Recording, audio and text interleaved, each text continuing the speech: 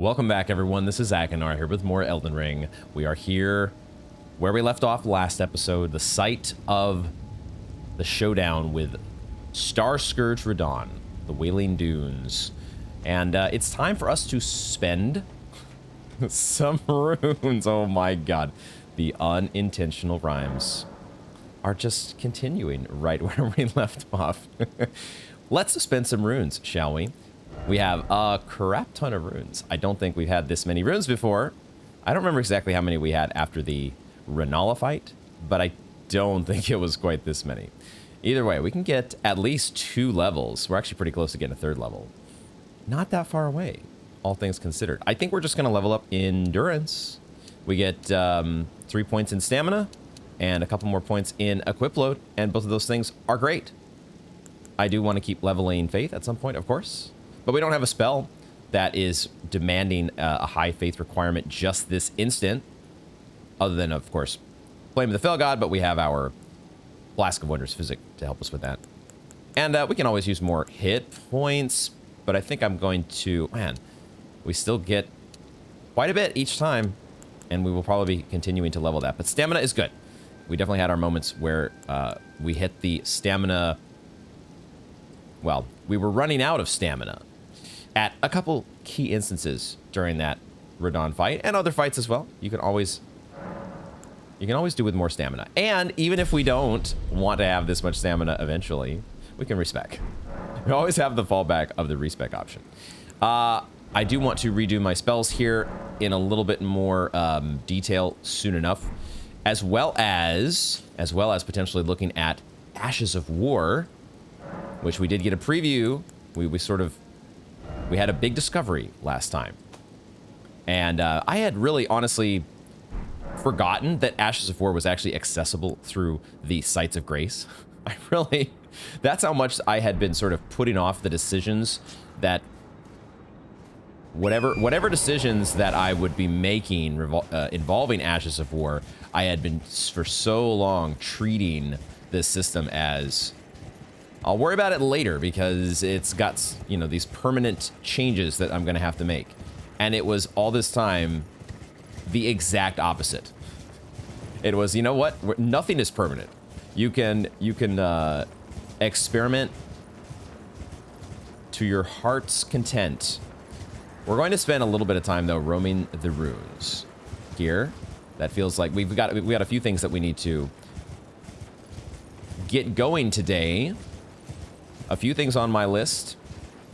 But the first thing is, why not just take a jaunt around this massive, expansive area, which normally I would presume is just one big boss arena, and it is here simply for, you know, to emphasize that it was, you know, the site of a massive battle in the past and in the present. But we know we have seen items strewn around, and we know that there is, well, I suspect there might be a catacombs at the very end of the dunes here because of the what was it, gatekeeper, the statue that looks like a White Walker that points us in the direction of catacombs. Guide and Gatekeeper, I think is what it's called. Anyway, I think there might be one of those at the end of the dunes. So far, I'm not seeing much else, though. I'm not seeing any items. We're seeing all of these different weapons and remains, I guess, strewn about. The Clean Rotten Knights and other warriors of past battles that have fallen. Now that Radon is out of the way, we of course had the shooting star that made its way. Took a big chunk out of Limgrave, it looks like. And we definitely, that is going to be one of the main items on our to-do list, as well as checking in with all of our friends, doing an NPC sweep. So we will be doing that here. As soon as I have done at least a little bit of sating of my curiosity as to what is Dude, I think there is a door. I think there actually is a door. I was starting to doubt because at some distance, this door was still not really drawn in at a high detail. But sure enough, there is a catacombs door sitting over here. So we were pointed in the right direction. There you go. So we have another thing to add to our to-do list eventually here. The War Dead Catacombs. Interesting name. Curious to delve into the War Dead Catacombs at some point.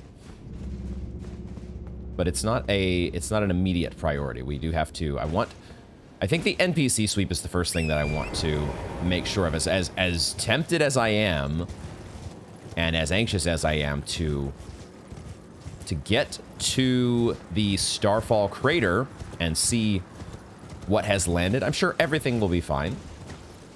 You know, it's just a shooting star. No big deal.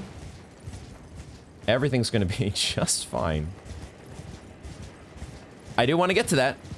I want to see, but I also would like to make sure that we get every bit of progression in dialogue and quest lines and whatever else may be the case before we do that. So we'll be checking back at Redmane Castle here shortly.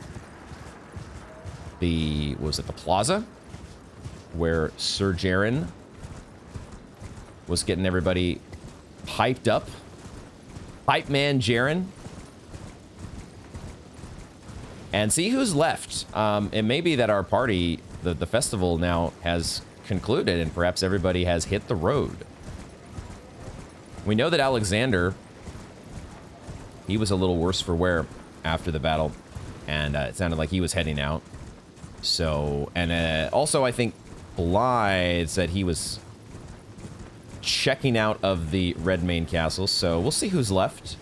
We'll definitely be wanting to check back at the round table as well. Always got to check at the round table, even though the round table is also a bit emptier than it has been before. We've got Corin out, who knows where. Dialos is gone.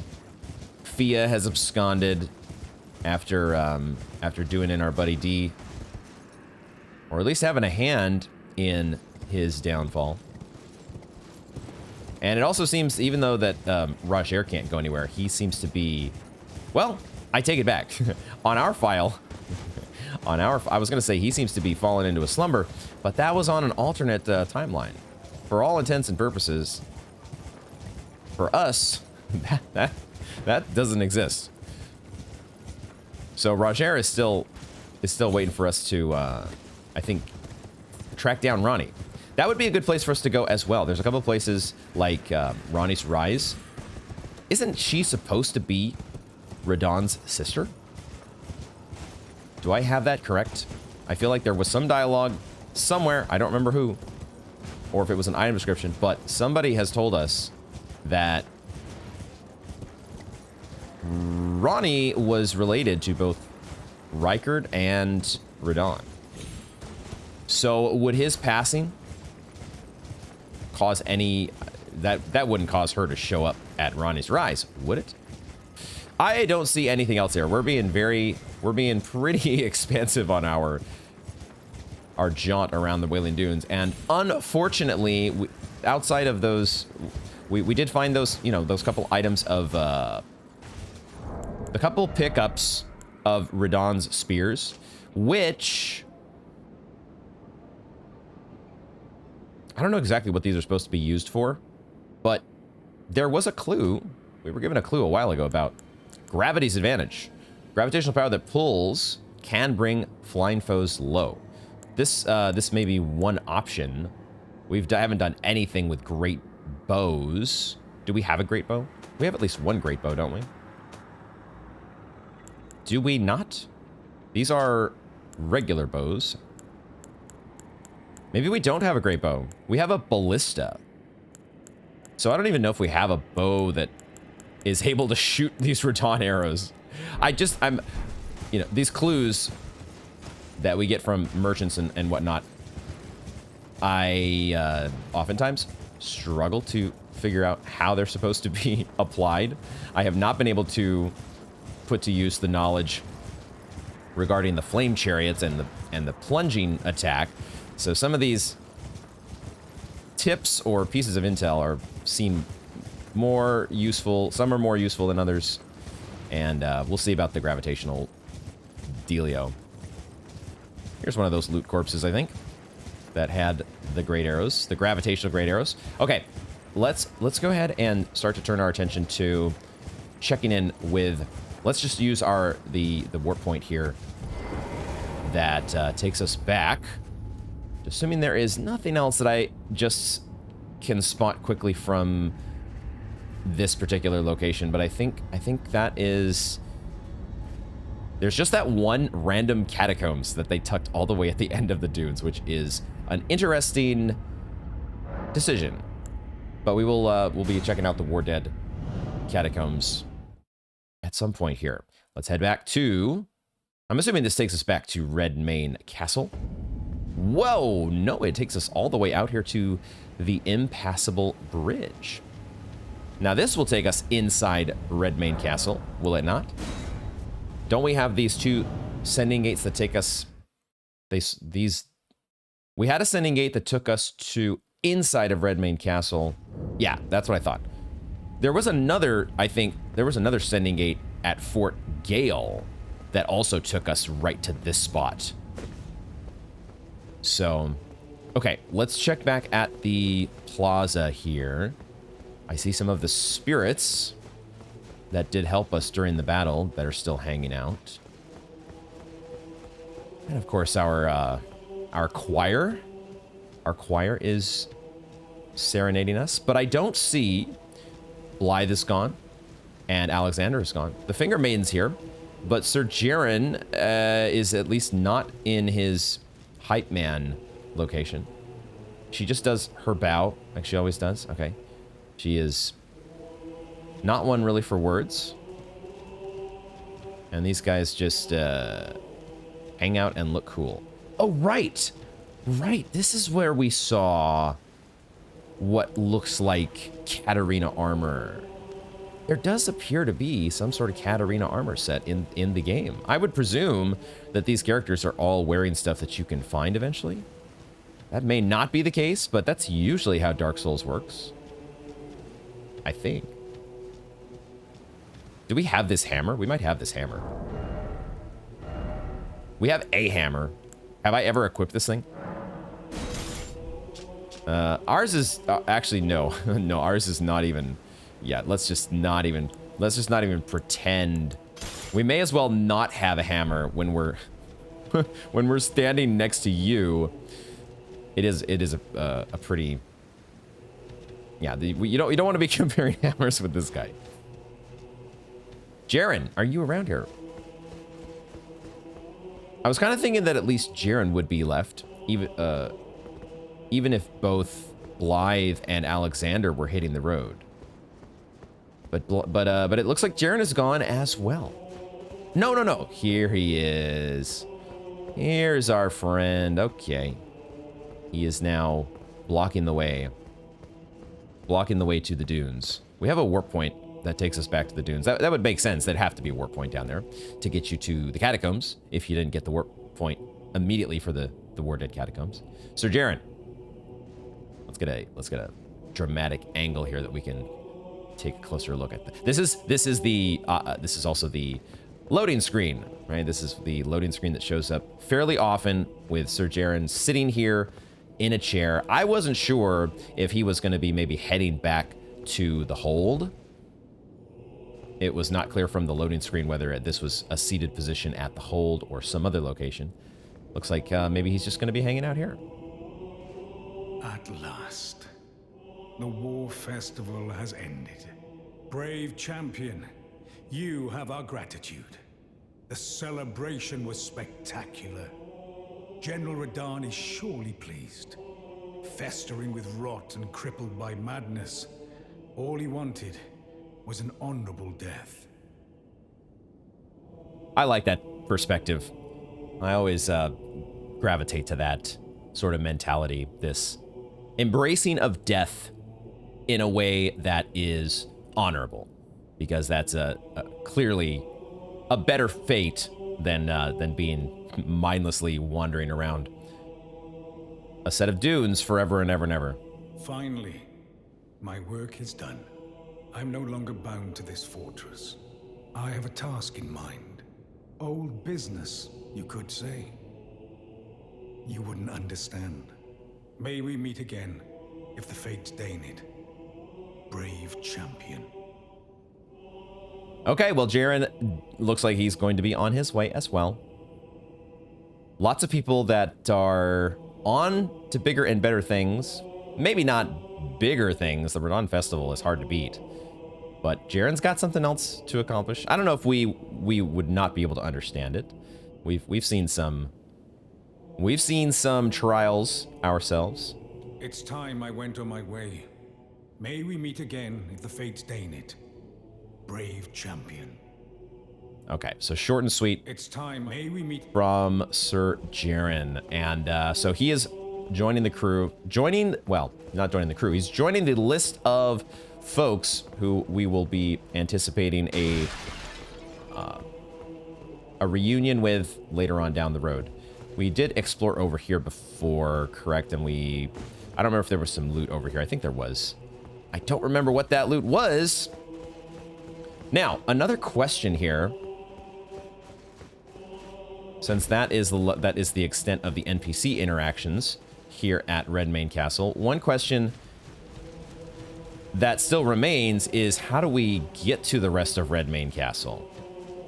That was a perplexing mystery from last time, and I just wanted to check quickly and see if maybe there were some doors that had opened. But it looks like all the doors that were closed are still closed. Fortunately, the feline duo has still been dealt with.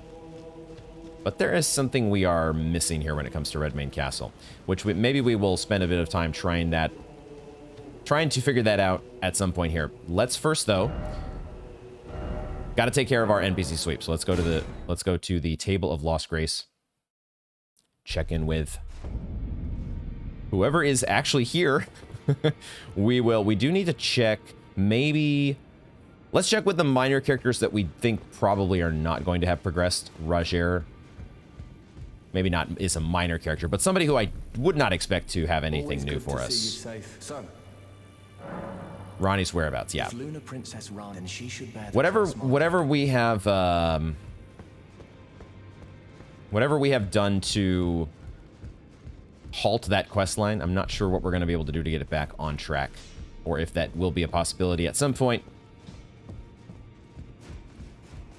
We're not going to worry about it for the moment. Just going to see what else. Is this a door that's going to open at some point? It's not very well lit, but that doesn't necessarily mean anything. Let's see if there's anything new with Nefeli. We'll check with Hugh and Roderick as well. It reminds me Same as before.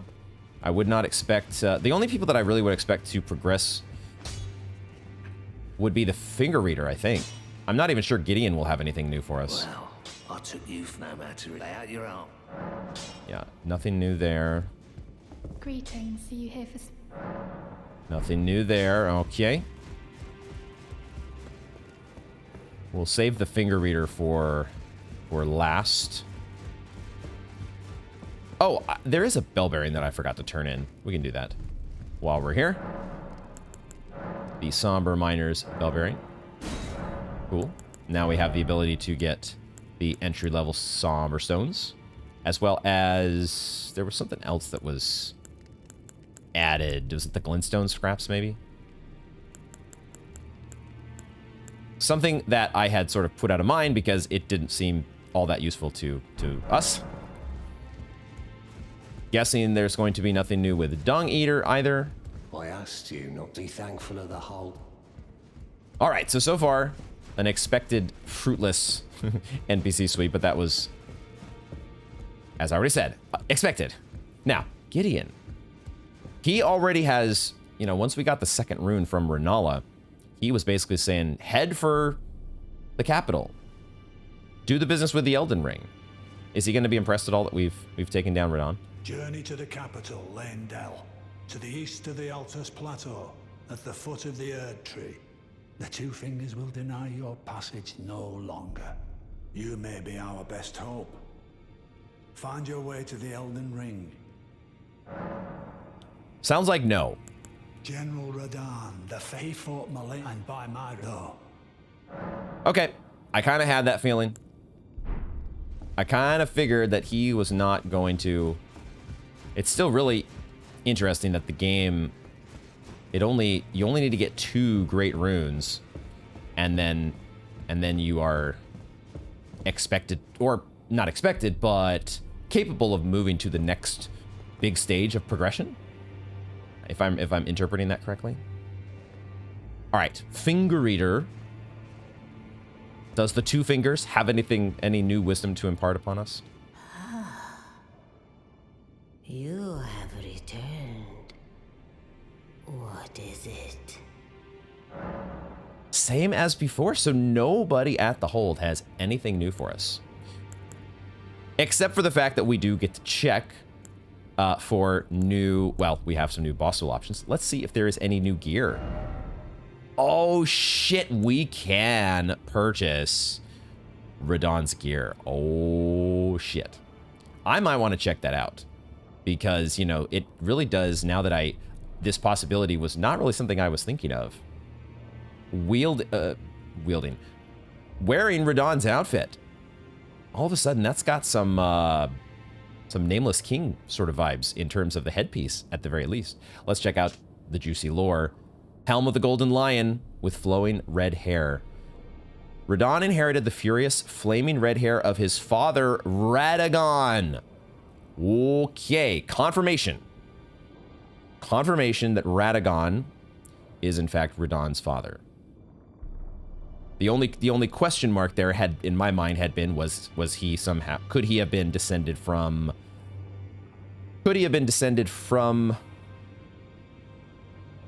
Godfrey? But it does make a lot more sense if well, let's finish reading here. Inherited the furious flaming red hair of his father Radagon and is fond of its heroic implications.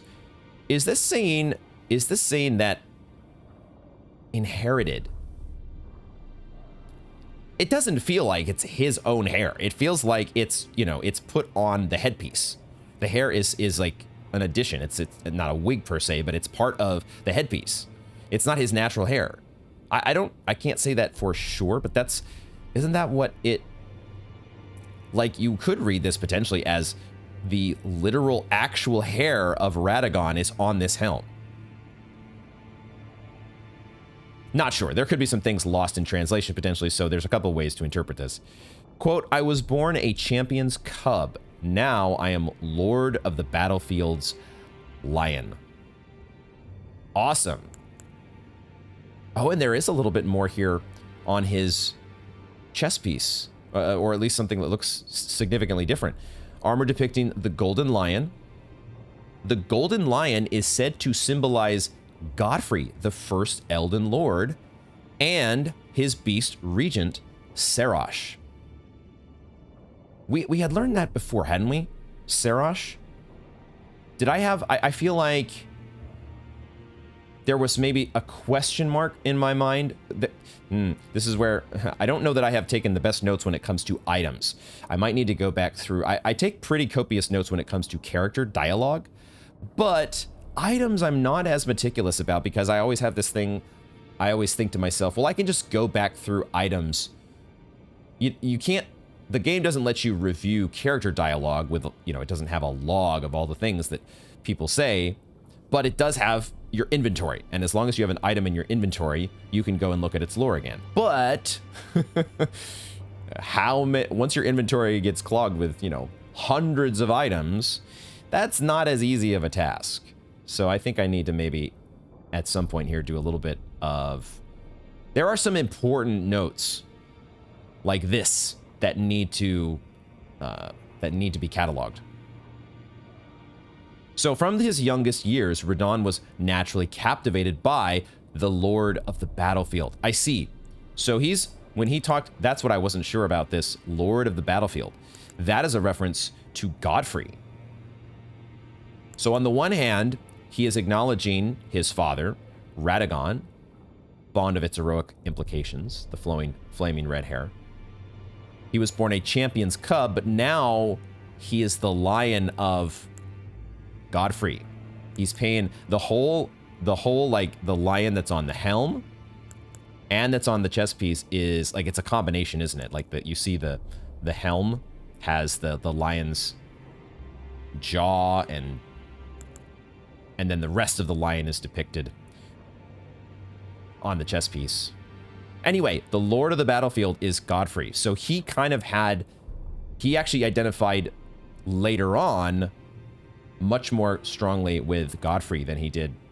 He wasn't like throwing his dad under the bus, but he kind of wished well, whatever the relationship or idealization of Radagon and or Godfrey, Radon had a place in his heart for them both, I guess. Let's leave it at that. And his beast regent Serash, the beast regent Serash. I want to get these.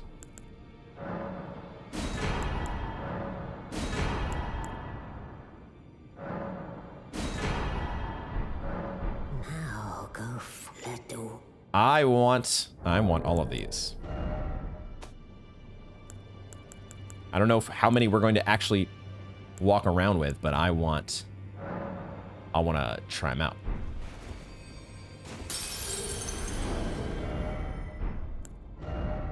Not item craft.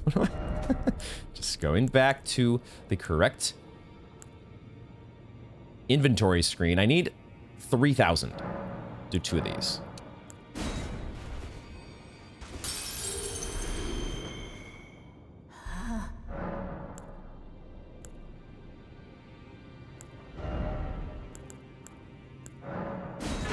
Okay, full gauntlets, full Radon's set acquired. We're gonna just throw this on, if nothing else, just to see. Ooh. Yo, that really, they kind of just redid the nameless king, and just changed the hair color. Change it to that bright red. I'm sure this is putting us at a significant heavy load, yeah.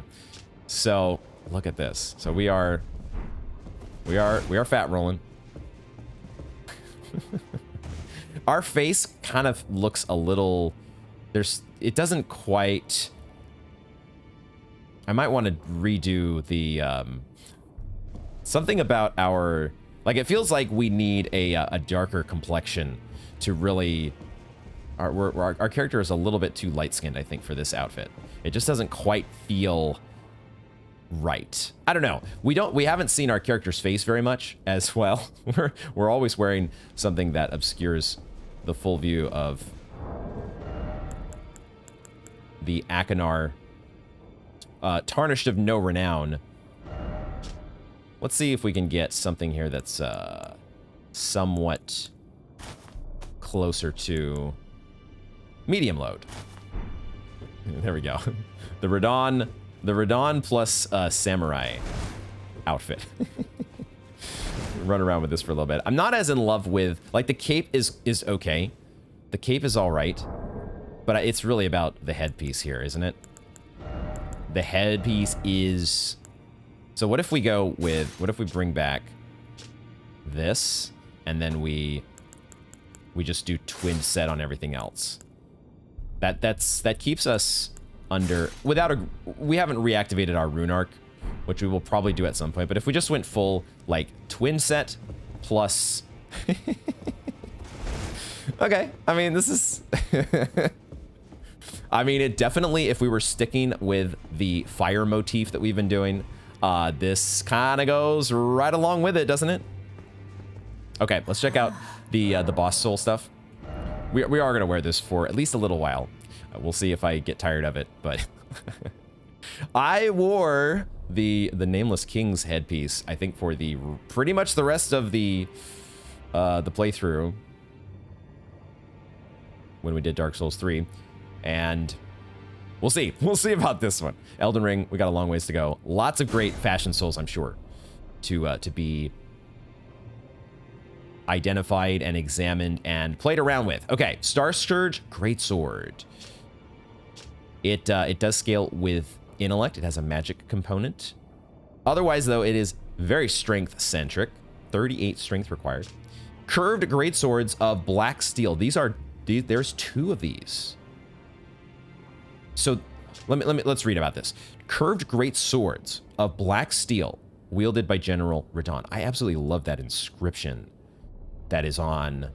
First of all, it does look amazing. The fact that it is a black steel blade, but then it has that, it's like a gravitational field or something that's inscribed on the blade.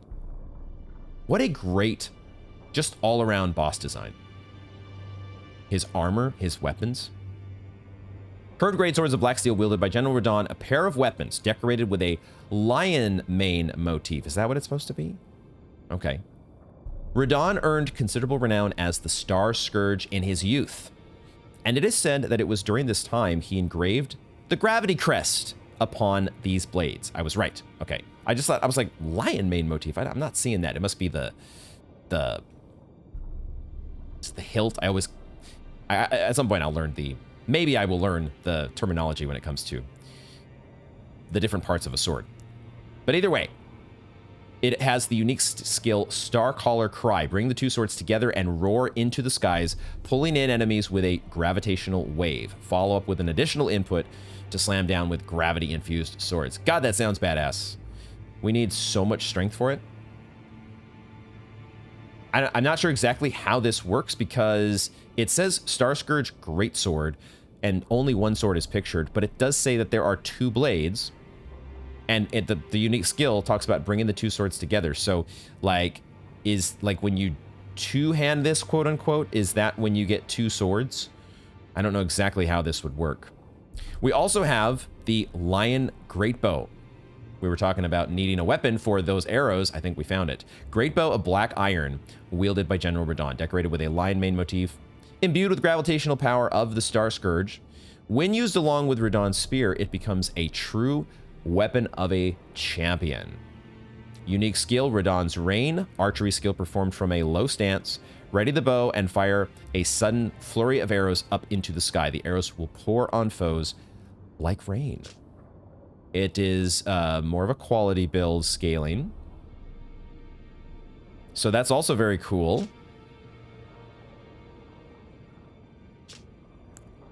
I'm not... I'm trying to avoid saying I don't initially gravitate toward either of these options. That was something I would naturally say, and I really was not thinking of saying it specifically because they are Radahn's items here. But in either case, these are both super cool, but it's not exactly where our build is at, is what I'm saying. If I was going to try to aim for one of them, I think it would be the Greatsword here because I would love to see how this Starcaller Cry looks in action. Those are there. We've got those options there, and we can always respec at some point, change around the build a little bit. Let's finish doing whatever other NPC stuff that we can think of. One of the ones that I had thought of was Jarburg. Let's quickly go to Jarburg and check with Jarbaron just to see. Who knows, maybe Uncle Alexander came back to say hi? You never know. Give a quick look here. Those awful poachers. Still talking about the awful poachers. Okay, nothing new there. Let's go to Ronnie's Rise. I have very, very low expectations about going to this location. But since they do give us a warp point, we'll check in. Just to be sure. But what other potential places would we want to... there may not be too many... This may not be a very fruitful NPC sweep.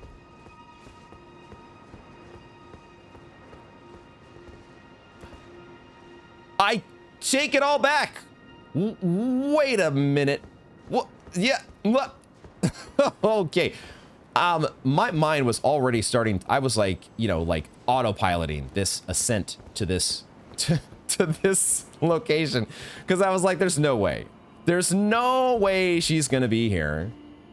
Holy shit. Okay. Hello. Hello. Wow. Okay. Okay. Okay. Okay. Interesting. Let's turn on our lighting here. Oh. This is exciting. This is why we do NPC sweeps. Okay, now I'm very curious to know, is she going to, are we going to be doing the same dialogue that we had on the alternate file, or are there gonna be some differences? Let's find out. Oh, again we cross paths. I believe I said my name was Rena when last we met. It pleaseth me to see Torrent hale and hearty, but tarnished. What business hast thou here? I have no memory of inking thee an invitation. Okay, absolutely fascinating. So taking down Radon, I mean, I don't know exactly what triggers what, but clearly there was a difference between this file and my alternate file. And I attributed it to the fact that we had taken down Renala before coming here. But now we took down Radon, and now she is here. Interesting. I see. Quite the sleuth, aren't we? Indeed, I am the witch Rani. I stole a fragment of the Rune of Death and used it to forge the god-slaying black knives through fearsome rite. I did it all. This, I think, is all the same as Sadly before. for thee, the curse mark thou seekest is not to be found here. I have slain the body I was born into, and it is upon that flesh that... Okay. All right. So we have resumed the quest line. Cool. I actually, maybe it had nothing to do with Renala. Maybe it has nothing to do with that at all. And it just has to do with where Blythe is. The way that we had sequenced things here on the main file, technically, we went and we started the Radon Festival. And so Blythe was hanging out at the plaza, right? Blythe is on the mission, and we had started the mission of taking down the Scar Scourge General. And so maybe in the game design layout of quest lines, this quest line is put on hold while Blythe is otherwise occupied. Maybe. That actually makes more sense to me now, because clearly we have defeated Renala on this file, but we still have access to this quest line. So it's not that we orphaned the quest line, maybe, so much as we put it on hold, unbeknownst to us. Okay, so we're going to, since we have done this before, I will probably accelerate through much of this dialogue. I'll try to kind of keep an eye out. I'm going to proceed under the perhaps flawed assumption, as all assumptions could be, but it does feel like we are going in the exact same direction as we did already in the alternate universe. So we won't spend the full time going through all of this as we did before. And why should I reveal that to thee? I performed the act not to bury the past, nor in shame of the deed, but all the same, the curse mark thou seekest is not here now. Be gone. I do love that line. Thou's begging compels me, not a jot. The curse mark now. Okay, so now I think the next step, step in the sequence here is to head back to our buddy Roger. Okay, we know what to do now, I think, on this progression here. Cool. We've got this back on track. This is completely, yeah. I can see now why the advice from my trusted advisor, my sister, was, don't worry about it. Things will take care of themselves. Okay. Cool. Let's do the thing. Let's go back to the round table hold. Talk to Roger. Get this thing in motion. Go through what we've done before here, and hopefully, now we will see exactly how far this goes. Always good to see you. So, because are we going to get the same exact choice when it comes to giving a potion to Nephili? Oh God. I see. When Rani shed her flesh, she shed the... You know, not everyone would trust such a tale, but if she in her current form is nothing more than the living doll you profess, then perhaps it's true after all. Forgive the bluntness of them. How would you like to become? Only in order to get the location of the body which bore the curse mark, which right now, and the best way to find out is for you to enter her service. I know you've got what it takes. Not only are you a superb fighter, but people want... Yeah, who wouldn't trust these amazing flowing locks?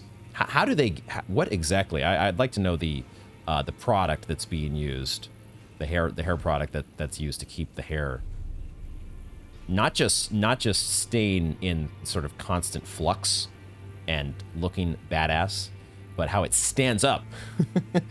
Can you become Rani's vassal while in her and determine that? I realize that, but I know you've got what it...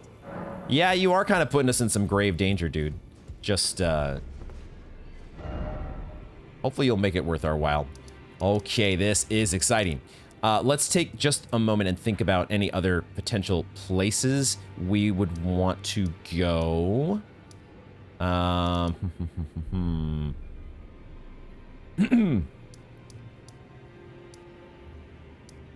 There's not a whole lot here. We could check with Merchant Kale, but I'm not really thinking that he's going to have anything for us. We definitely want to get to the Starfall Crater.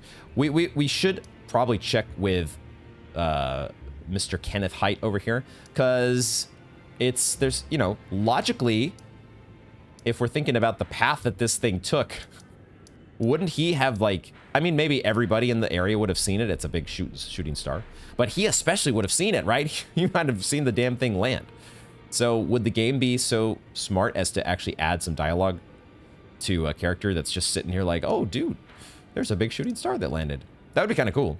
I'm not totally sure if they're going to go to that extent of detail.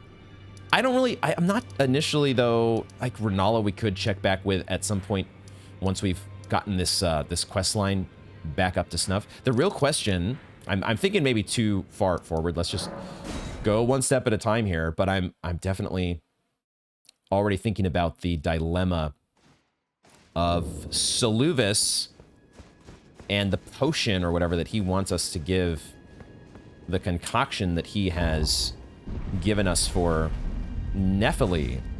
What the heck is up with that? There may be some differences here. This may not be an exact duplication of everything from before, but I don't see why it wouldn't be.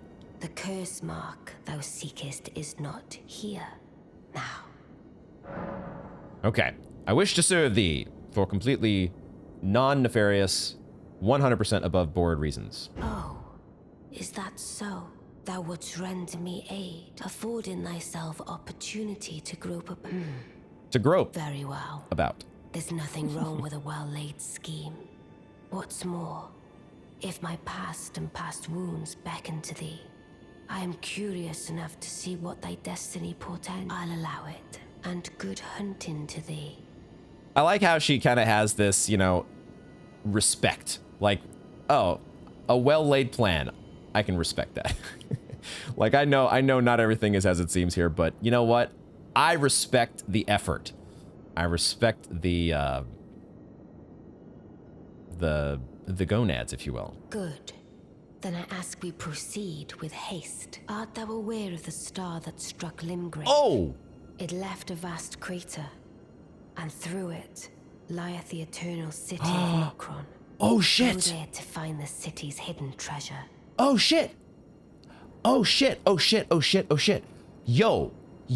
That of course makes total sense now if we think of the fact that one of the things that we saw on the alternate file, which we could probably see if we went back to the right spot on this file as well, was when we ride the elevator down to the Shifra River well, there is, and you turn around, there's that loot out there that it doesn't make any sense how you're supposed to get to it unless there is a giant ass crater in the Mistwood nearby that leads you down below.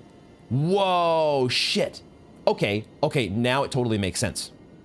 It totally makes sense on the alternate file why Blythe was talking about going to Limgrave. Because this quest line is meant to sort of dovetail, I guess, with the end of the Radon fight.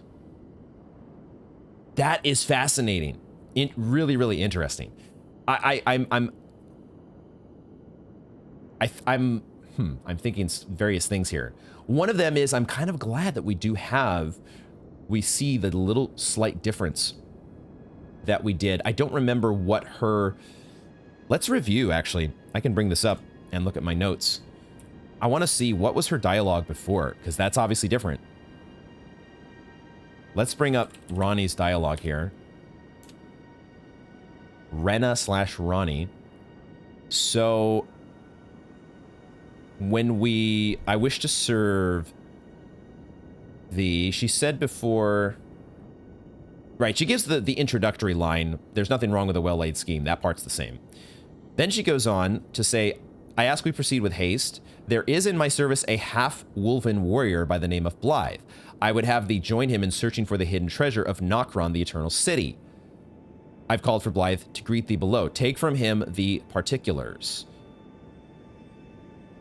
So there's no mention of there's no mention of the Starfall Crater, but perhaps, I mean, we didn't find Blythe, right? When we went to look for him on the alternate file, at least when I was looking for him by the Shifra River well, I didn't find him. What if I had gone poking around the location of the Starfall Crater? I have a feeling he would not be there either. I don't know. Let's see what else she has to say. Ah, yes. E.g., my war counselor, and Salavis, preceptor in the sorcerous arts, can be found below. Like thee, they are in my service. Heed not their peculiarities. Feel secure in gaining from them what advantage thou canst. I am sure the others will be doing just the same. Similar to before, she does say Celluvis. Do we have another Caria? Celluvis? Ah, yes. E.g., like thee, heed not, I am sure. Wow. This is so cool. Oh my god, I'm so glad we came up here. I am so glad. I was getting a little bit, you know, we didn't have any new updates from anybody else so far, and I was like, oh, bummer, dude. I hate it when an NPC sweep doesn't give anything new, but then, little did I know, it had the, it was saving the best for last. This is cool. So yeah, will each of these, will any of them actually mention the Starfall Crater at all? Oh, so you were the one. Lady Rani has explained everything. You've defeated General Radon. It is different. Unlocking the stars. A Wow. grand reward, justly procured by any measure. Again, I am E.G., the Carian royal family's dedicated blacksmith, and Lady Rani's war counselor. I welcome one of your caliber. A fellow champion in service of Lady Rani. So cool. So cool. I am actually glad now that we did what we did on the alternate file. It is, I think, it enhances or adds to the fullness of this encounter here. Obviously, this sequence here would have been a very different sequence if I had not done any of the other stuff. But I was pretty surprised in both. I was pretty surprised this time when we came here and Ronnie was here. But of course, it would have been a completely different reveal if this were the very first time that we were encountering Ronnie and the spirits of EG. And I presume we're going to be talking with Blythe and Celluvis here in just a moment.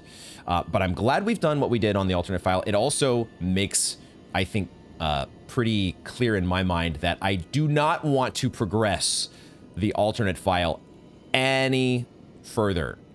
I think if I'm going to be playing an alternate file in my spare time, I think I'm going to start a different one, and I am going to more faithfully recreate the events from this file and see where and see that I am not really exploring an alternate multiverse timeline, because I want our first playthrough. I kind of had conflicted thoughts and feelings when I was recording that, when we were doing the multiverse stuff, and I think this confirms for me that that was a fun little excursion, but we're going to close the book on that, and we're just going to focus on experiencing things for the first time as they go here on the main file from here on out.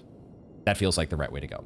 Let us give all that we can of ourselves, together, for Lady Rani. Yeah. Let us give all together for Lady Rani. I have no other motives or reasons for doing what I'm doing. That's for sure. Oh, wait a second. Oh, Blythe is not here. Blythe is not here, but I would be surprised if he is not at the Starfall Crater. But that's interesting that his spirit.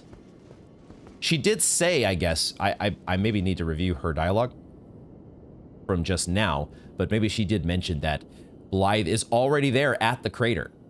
You need not get any further directions. Got it.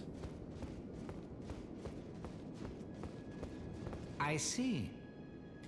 You must be Rani's new hire.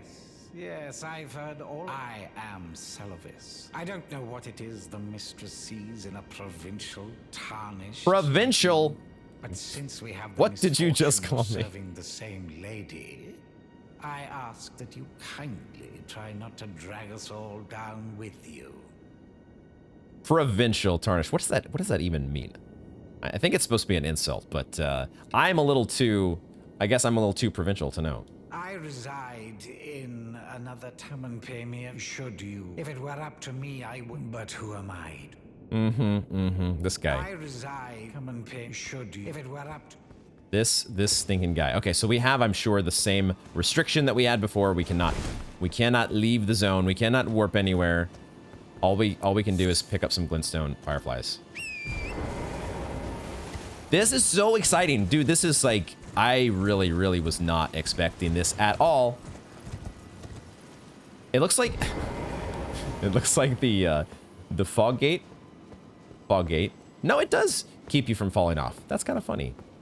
So they even protect you from the committing Sudoku. They really don't want anything to interrupt this sequence here. And that includes going and killing some birds. You can't, there's no bird killing to be done. I guess we are still under pacifist rules. So we would not be able to kill the birds. Okay. All right. We'll head over to Celluvis's tower. It's really hard to say it that way. I think I'm going to stick with Celluvis.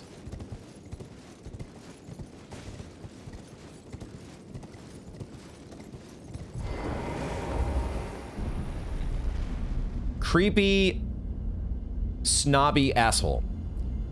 That's actually the much more accurate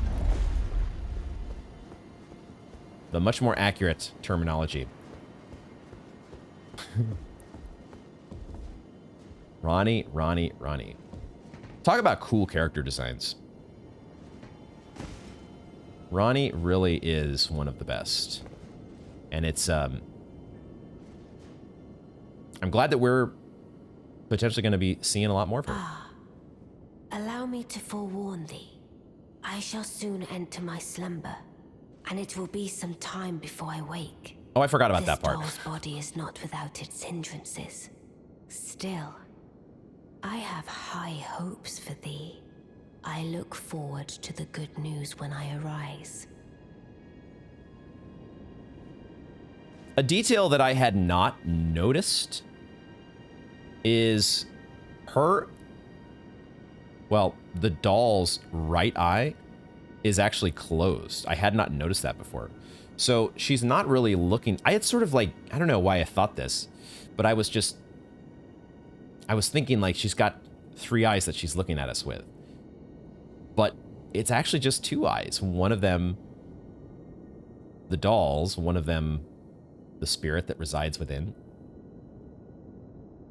Really want to know whose body the doll is. That's kind of an important detail. Maybe we'll figure that out eventually. I shall soon enter my slumber, and it will be some time before I wake. I look forward to it as well. So, okay, cool. Cool. So awesome. Let's head over to Seluvis's tower. As I was saying before, I was thinking ahead to what are we going to do about him? What are we going to... We're not going to give the potion to Nephili, are we? There's no way we can do that.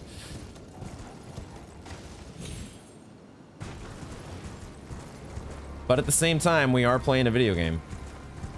We are playing a game, and we want to see what happens. And if this is just the quest line that you're supposed to do, if you're just supposed to give a potion to Nephili, and that progresses something, I don't know. Maybe it won't be exactly. He's going to give us exactly the same request here, right? Let's find out, and then we'll make the decision that we have to. Well, you took me at my word. Did you not realize I was merely I suppose perhaps I'll give you something to do. I'd like you to find a woman called Nephili to administer a potion. Even you can do that much, can't you? We could not accept, you know. We don't have to accept. Like, it could be that nothing ever happens with Nephili from this... I just don't have enough information to know if this is something that we should do. We gave her the Stormhawk King. Is that what it was called? But now she's just sitting there at the hold. So I don't know. I don't know what we're supposed to do with Nephili. Good, good. Now I shall hand over the potion in question. Seluvis's potion. Find Nephili and ensure she drinks it. I expect glad tidings. I've no time for the only thing I will hear from you. Are we understood? I have enough on. Off you trot. I've no time for the only thing I have enough. Yeah, I don't know, man. I don't trust the guy. I think I've said it. I talked about it before. Like, I just don't. From a moral standpoint, I wouldn't want to give the potion to Nephili. There's no reason to trust this guy. If anything, there's every reason to not trust him. And also, what do we have against Nephili? Why would we want to go and give her some strange potion that contains who knows what? And then at the same time, we are playing a video game. And if we get to a point and Nephili is just, there's nothing happening, she's just sitting there in the hole the entire time, not going anywhere, not doing anything. We gave her the Stormhawk King. Is that what it was called? We gave her that special set of ashes, but she hasn't done really anything since then. Maybe we, from just a purely exploring everything there is to explore in a video game standpoint, we may just have to say, hey, I don't want to do this, but Video game logic compels it. Take this potion. I'm sure you'll be fine. All right, Rena's Rise is still blocked shut for now. So, and who knows? Like, that's the thing. Who knows? Maybe giving Nephili the potion and progressing things with Celluvis eventually opens up Rena's Rise. I'm really curious about opening up Rena's Rise, because this right now, with my limited information, is like the leading candidate.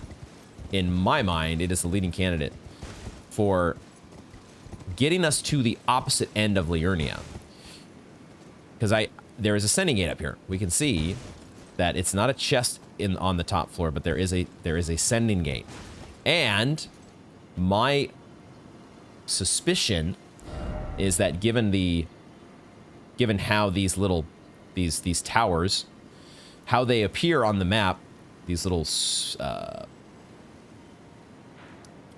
they're little circular outlines. They look very similar to this. And this. And probably this. Like, maybe this is even like a duplicate of Ronnie's Rise.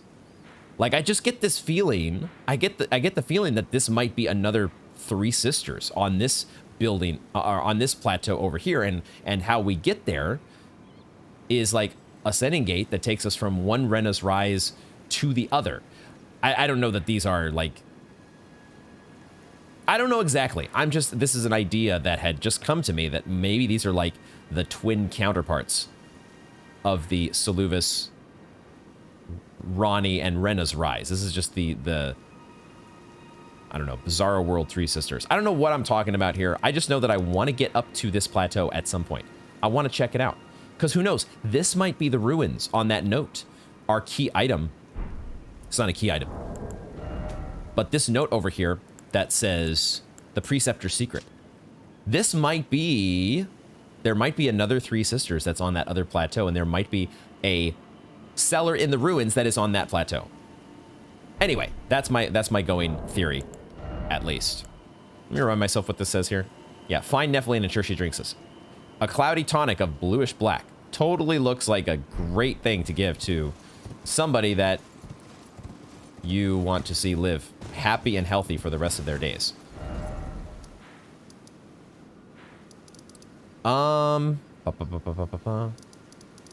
don't we actually quickly go and check with Merchant Kale? As I was thinking about it, he actually does have an association with Blythe. So if Blythe is involved with this quest line, there's a chance. Always a very small chance. Goodbye. But there was a chance that he might have something new for us. Okay, is there anything else that we want to do before we head to the crater? Do we have... Like, I do want to explore Redmane Castle once again and see if we can find the secrets that are to be found there. I would like to make some attempts, actually, against the Beast Clergyman and see if that's a fight that we can actually make progress on. Because I have another suspicion that maybe we just need to fight him up to a certain point, and that will bring him, snap him back to reality. And then, of course, we have the fight with the Knights of the Great Jar. Things that I would like to do before I pop a rune arc. So this Starfall Crater, I'm not sure if this is like, is it going to lead us down to like an entire new big section of the underground, or is it just going to be a momentary, a short diversion down into the Eternal City? Let's find out. The other thing that I do want to do, eventually, I think for the moment, I'm not going to devote the mental energy to switching up our build. We're gonna restore things to the way that we have, the build that we have been working with for the most part. We're gonna stick with the fire build. Maybe I will add, I really like Frenzied Burst. Frenzied Burst, and also,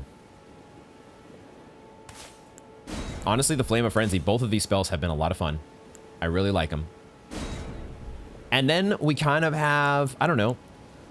We just did pick up another memory slot, by the way. 8 memory slots. Cool. We have lots of options at our disposal. Why don't we just give ourselves, let's give ourselves Lightning Spear as well. We haven't played around with Lightning Spear in a while.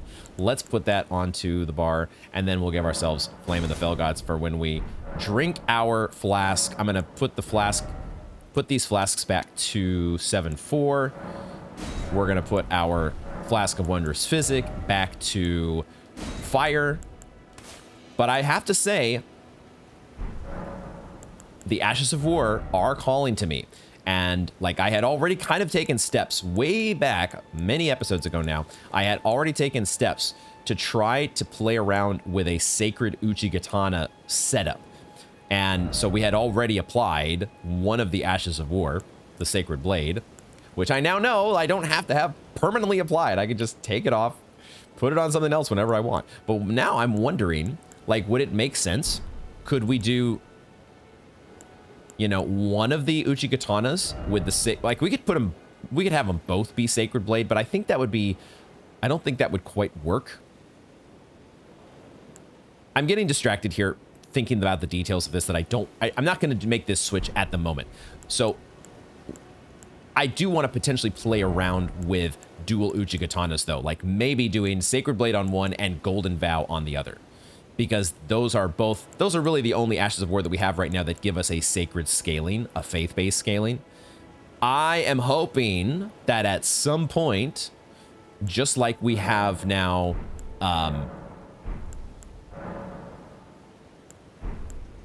what does that say? It says, oh, okay, I see. Yeah, we're taking it away from another weapon. Yeah, okay, this is what I was looking for. It's when you go to certain affinities, yeah. We have this wet blade that we got from Rhea Lucaria that allows us to do magic and cold as the additional options that we get in terms of granting affinities. I'm hoping at some point we're going to get something similar when it comes to faith. I would imagine there has to be a sacred wet blade out there somewhere. And once we find that, oh boy, are we going to have some fun. We are going to have a whole bunch of faith-based fun with so many of these, trying out these different skills. That is going to be a blast. For now, we're gonna stick with the setup that we have been using for quite some time, because the focus of my attention, I want my focus to be on exploring this Starfall Crater. That is where my mind is at the moment. We're gonna quickly check with Mr. Kenneth Height, just to see if somehow he has changed his the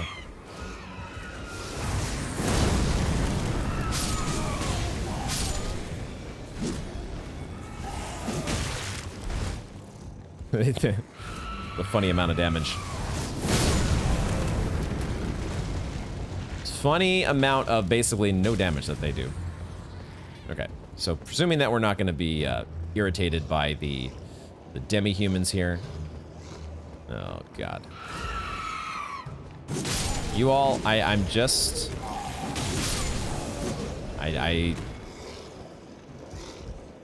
You see what's happened to your buddies? You didn't get the clue, did you? Oh my God. Okay, fine. Fine, we'll do it your way. Y'all didn't learn your lesson when the first 4 guys bit the dust and had no chance. Now that we have some peace and quiet, Mr. Height, anything new? I must begin my search. No, post-haste. he is so enmeshed in his own thought process. I must begin my search post-haste. Dude, you've been sitting here. How long have you been sitting here talking and thinking about that? You just you gotta get out there. You can't just, you know, sit and theorize all day long about replacing and finding a true error. Oh, I am just now realizing. Okay, things look a little different here, don't they? Oh my. Whoa, dude.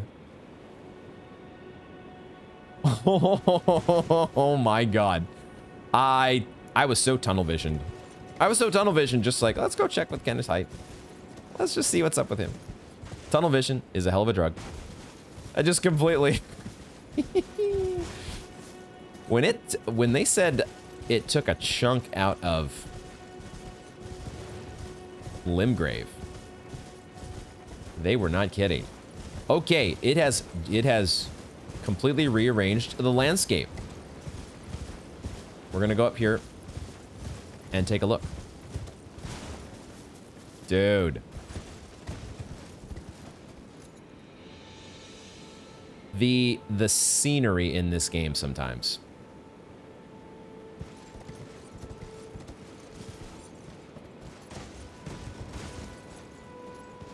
This shadow here.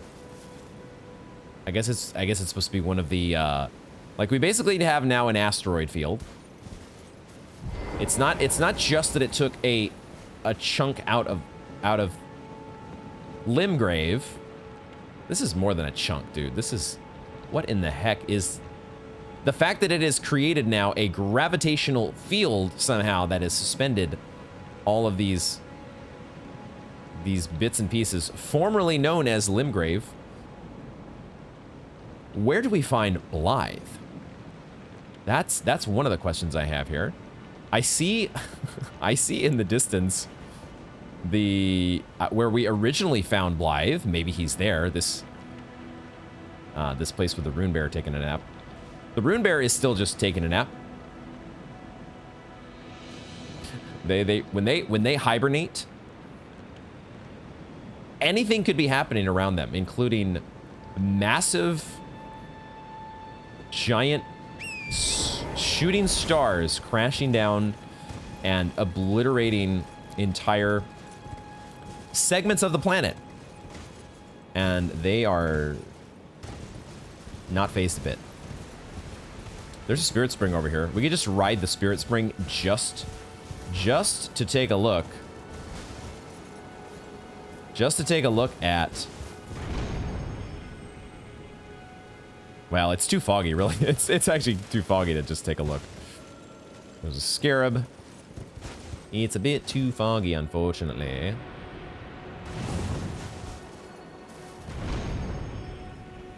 Just got to be careful that we don't jump directly into the crater. Yeah, where is Blythe going to be? And how do we actually make our way down? Dang, why is it so foggy all of a sudden? Why are you doing this to me, Elden Ring? I know it's the Mistwood, but guys, there's a massive crater that we're trying to take a look at here. This is cool. I love it when you get this kind of, when something like this happens in games, you get this dynamic, massive, I think I might have found how we're gonna get down. I see a message, perhaps a message left by Blythe. But when a game world undergoes some massive dynamic shift or change like this, it's absolutely cool as hell.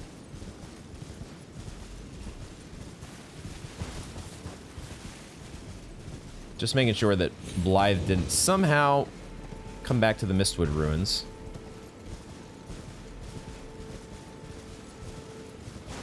Is our merchant still out here? Looks like it. Let's just check with the merchant just in case. He's another one, just like Height, just like Kenneth Height, that I would guess is not gonna have anything new. But we're trying to be thorough here. Just making sure. How nice. Please buy something, dude. Did you see? There was a meteor. I don't think your business was already kind of, if it already was in a lull. I don't think this is gonna exactly skyrocket sales. Where was that? I guess we got to go over this way to make our way down.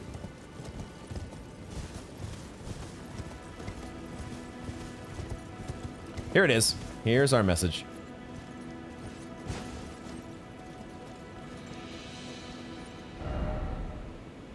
It is left by Blythe. There's a traitor taken care of. Onwards to Nokron, then. Go on, I'll catch up. There's a traitor taken care of.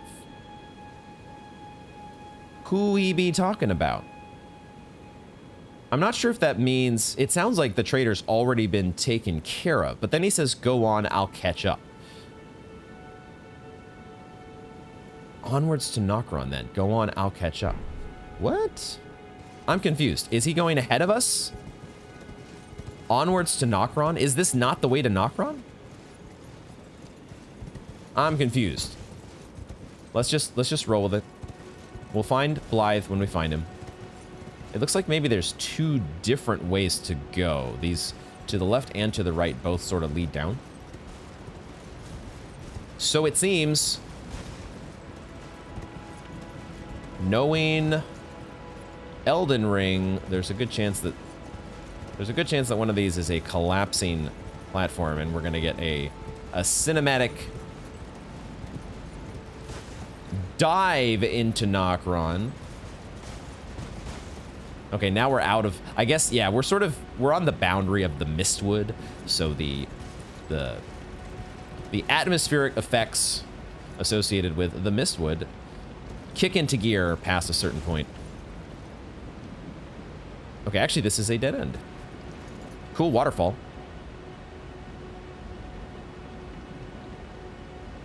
Let's make our way around the other side then. Nothing this way. As far as I can see. Other than, I guess you could have... I see. There was a way to get down into the crater. We could have come down that way and then drop down. Yeah, okay. Okay. I don't see any item over there. Over in this direction. Like this ledge over here is the one spot that I'm thinking we hadn't explored. But I don't see an item, so let's just keep going with this path for now. And head around to the right.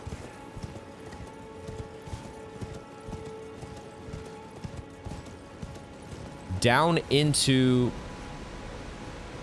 Nokron, the Eternal City. Is this the jumping off point? I guess so. Okay. Oi! I didn't realize there was an intermediate ledge. I thought I was coming straight down to here. I'm not sure if that would have been a gravity death. Hopefully I didn't miss anything on that ledge. I don't see any items.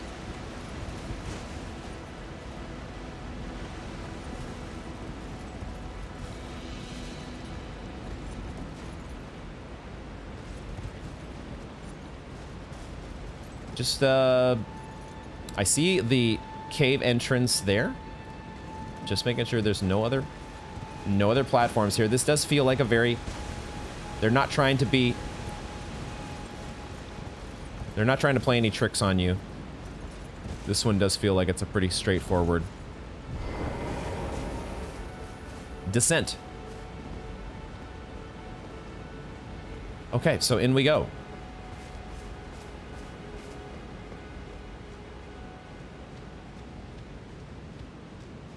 Title card?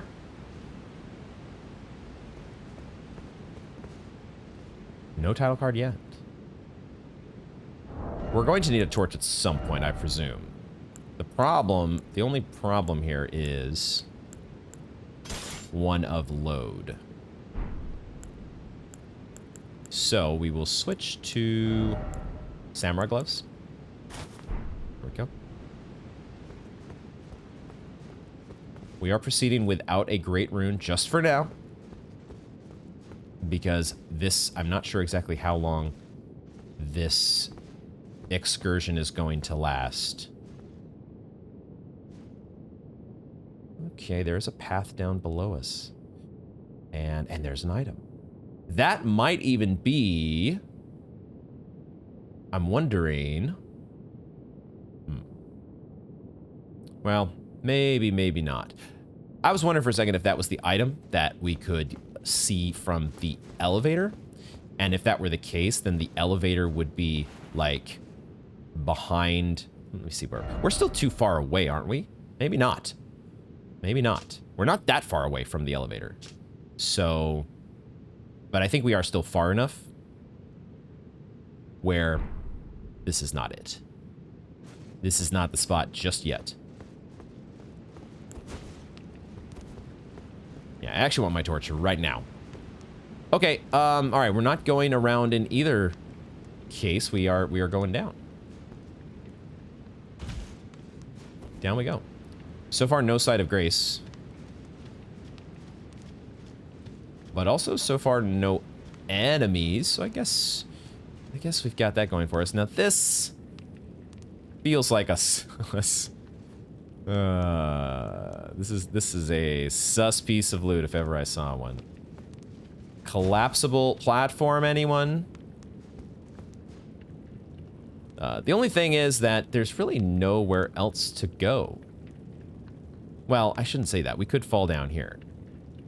Are we gonna take the bait? I think we're gonna take the bait.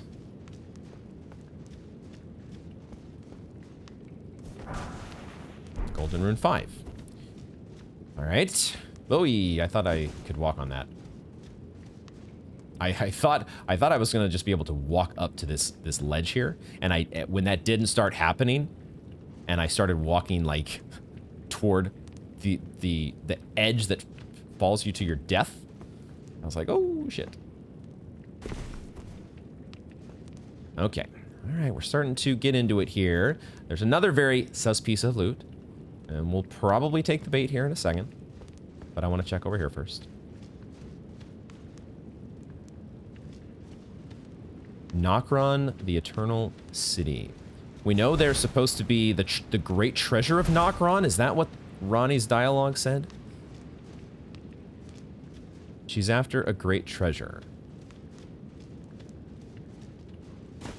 I think that's what she said. Okay, taking the bait number 2. Soporific grease. Would like to do some more experimentation with sleep pots, sleep grease. At some point. There's our title card. When the music shifted, I thought, maybe this is our title card reveal. New music time. Nokron, the Eternal City. We are here. We're in the house.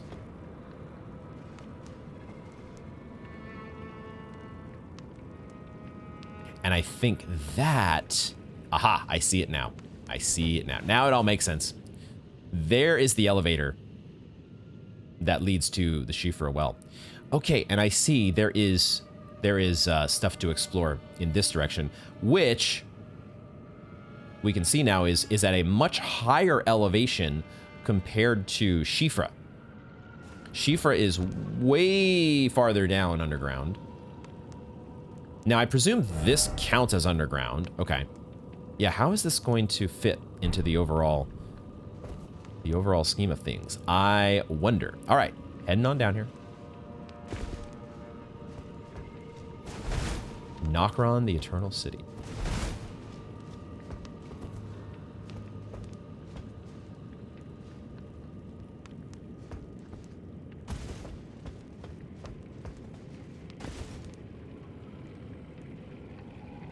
It's giving me some, ooh. We need to jump over there, don't we? Do I want to run and jump from right here?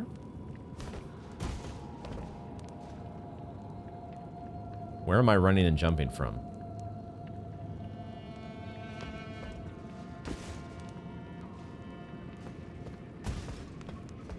It's tough because there's no... We have to do like a sideways jump unless we are just angling ourselves. Because otherwise, I don't think I get that item up there unless I make a diversion to this ledge here. Because I can't get up from over there, I don't think. Unless there's a ladder I don't see.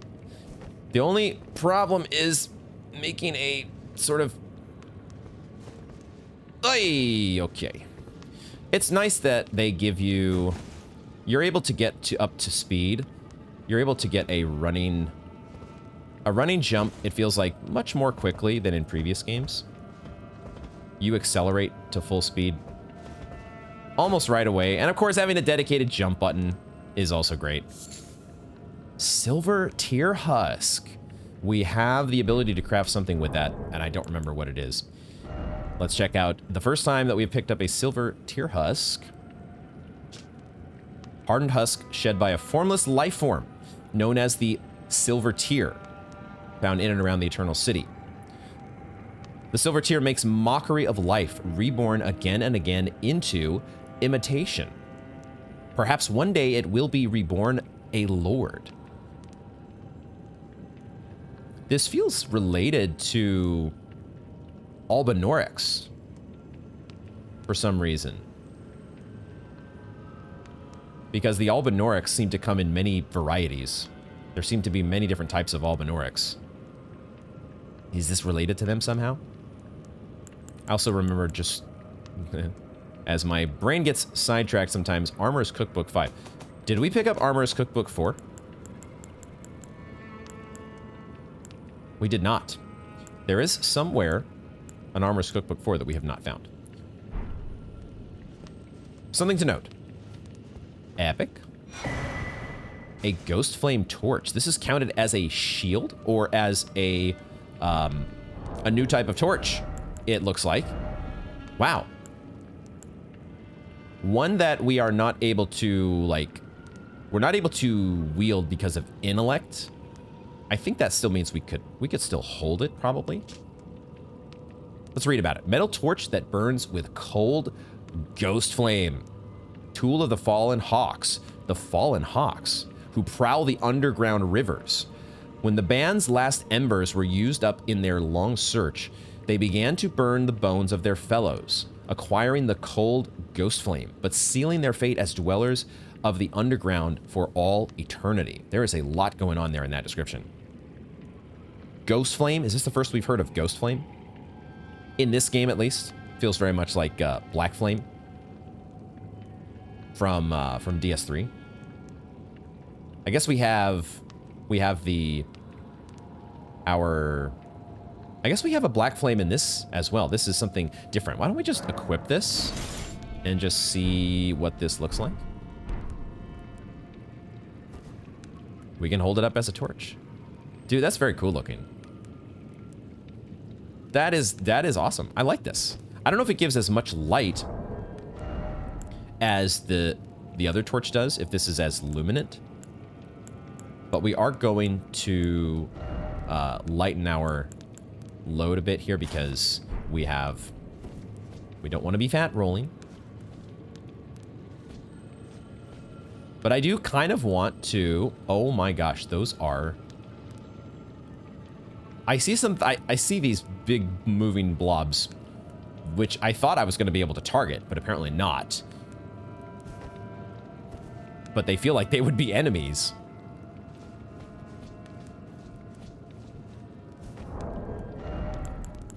Let me just make sure it just has a regular torch attack. It's interesting though that this is a, mostly a magic component to it. Hence the intellect. Oh, but it also causes frost buildup. Whoa. What an interesting torch. Fascinating.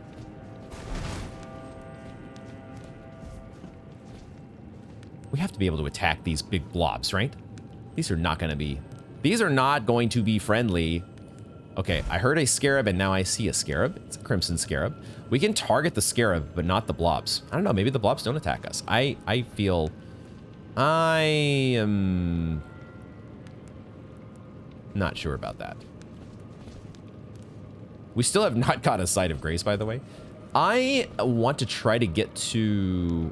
Oh yeah, there's an item over there. There's an epic item over there. Well, I'm not sure if I'm gonna be able to make this jump now. Yeah, there we go. That's what I thought.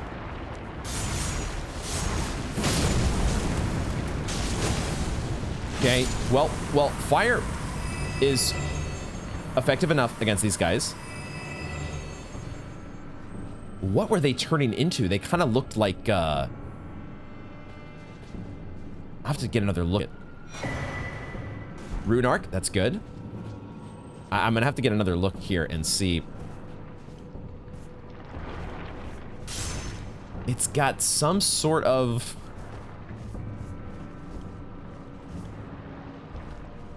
Is it a rapier? What is it? Is it trying to turn around now? It almost looks... There's part of me... There's part of me that it looks like a really pointy beak. Like a bird's really pointy beak or something. But it's way too pointy for that to be the case. Don't know exactly what it's transforming into yet. Interesting enemy type, though.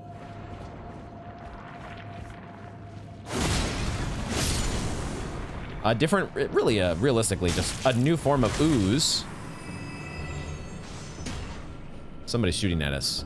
They have ranged attacks. I see. Well, 2 can play this game.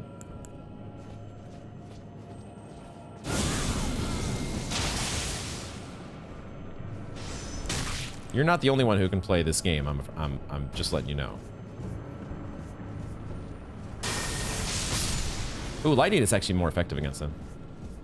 Okay, let's go over here. Drink. Trickle heal. Grab this item. Bird bolts.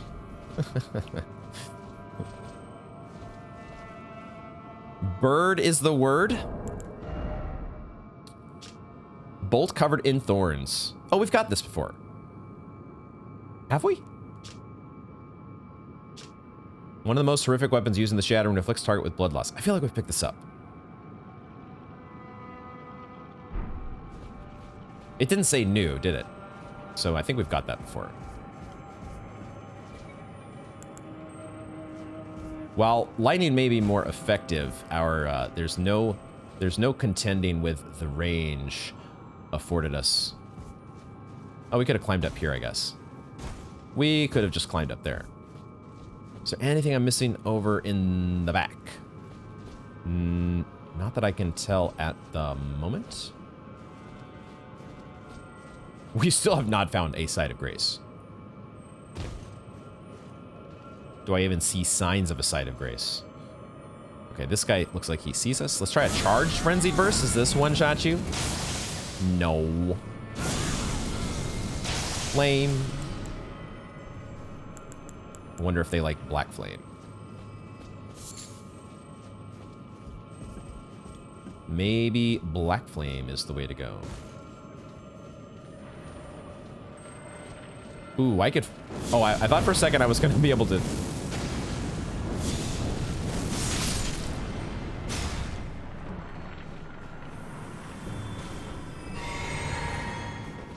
There is a place to fall down if I'm not careful here.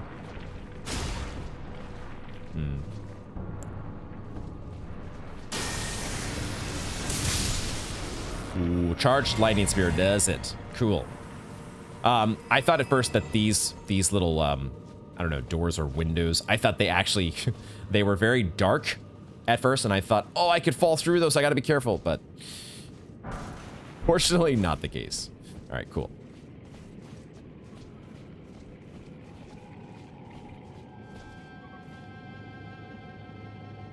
I think this is the item. This is the item that we see from the elevator. What do we got? Nascent butterflies.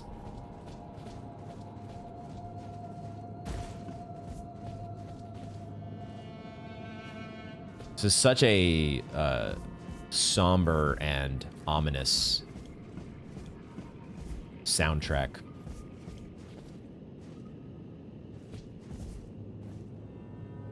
I think that's just an item down there. I still don't see a site of grace. Where are they hiding this site of grace on us?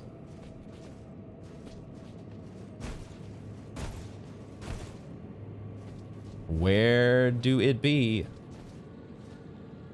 And who are these guys? Take a closer look in a moment.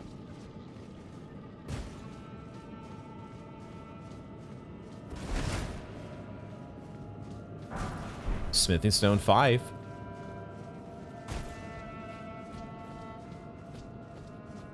What? Oh, there's a silver tear husk there that I didn't see. It was blending in so well. Pearl Calling Finger Remedy, the best. Love getting items that I never use, have no use for whatsoever. Telescope time. Oh, these guys have their own ghost flames. And they also look like they are straight out of a horror movie. What happened to your guys' skin? Skin optional. So ghost flame zombies, great. Just what I was hoping for.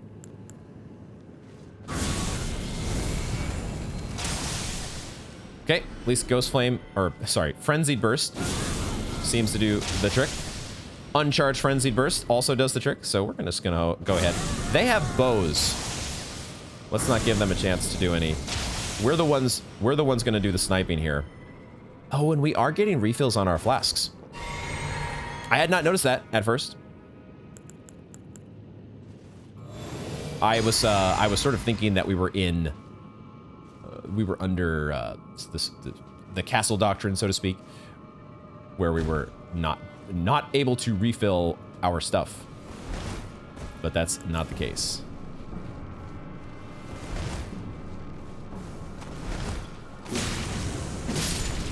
Not the case. What do we got here? Ghost Glove Ward 3. Cool. There is an item over there that I need to get, but we obviously needed to take out the archer. These are slightly sus items, but I don't think this doesn't feel like a collapsible platform. This one, a little more sus. We got some clarifying cured white meat. Okay, yeah, we are right next to the elevator now. This is the first time we have picked up the clarifying cured white cured meat. I think we can craft this. I'm not sure, but it does boost focus, which is good against sleep, correct?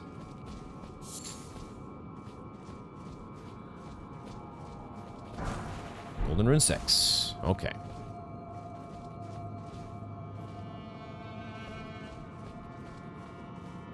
Really, really interesting. Well, it's more surprising, I guess, than interesting. Quite. There's our sign of grace. I totally did not see that before this point. It was a little surprising to me that they had gone this far. I know I'm slow going. I know I take my time. But it was still, it felt like quite some time before getting to a site of grace. Are we going to rest? I think we will rest. That feels like a perfect spot to take a rest and just see. There's no way we would get Melon a dialogue there, but we are here at Nokron, Eternal City.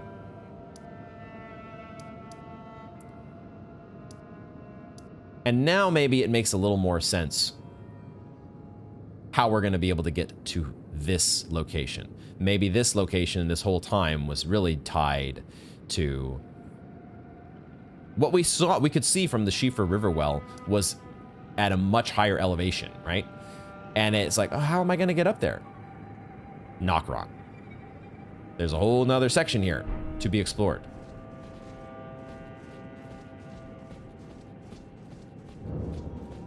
We get another title card. Was it? So I guess that was in smaller font. We're making sense of the title card, the tells or the information that we get from the title card. When we came in through the 4 belfries, oh, it reveals a, oh, look at that. Yeah, Nokron the Eternal City was in a much bigger font when we first came into this place from the Starfall Crater. Similar to what we saw when we appeared way out here on this platform with the Crucible Knight when we warped from the 4 belfries. Now we get Nokron the Eternal City with a much smaller title font because I guess this is sort of like it's kind of weird to think of the exact same name of a zone being like a subzone within the overall zone with the same name. But I think that's the delineation here, is that the Schiefer Riverwell, the Hollowhorn Grounds, and this whole section that we had explored down here does fall under the overall big title card name of Nokron Eternal City. I think that's what I'm reading here. And now we're actually like we're not, the Schiefer Riverwell is sort of like this ancillary portion. But now we're at the main event, Nokron the Eternal City. Now, where does that, oh, it is listed here. It is listed here as part of Schiefer River.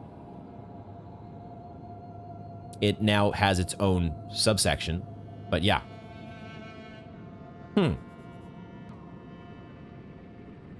I don't know exactly how. I like to think of these things like the hierarchy of what subzones belong to what zone. It's a little detail that's not super important. Now, the thing that is a little bit more important is how I am structuring my exploration. Do I want to continue making our way into Nokron the Eternal City? Probably. And maybe we will do that for now, and we will look to reconvene these other little, not necessarily side quests, but things like the Beast Clergyman, the Knights of the Jar, or the Knights of the Great Jar, and eventually the Dragon Barrow, and also the Red Mane Castle. I feel like let's keep going with what we've got right now and exploring the Eternal City. This feels like a good main objective for the day. So I see we have the ability to summon a set of spirit ashes. So let's pick somebody here. Maybe we'll go with Lutel. It's been a while since we've, Lutel is our most highly leveled spirit. Why don't we get Lutel into the fight? And yeah, let's get it going.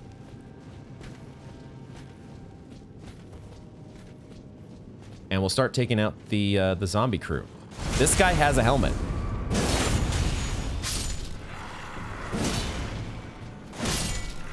These guys are wearing helmets.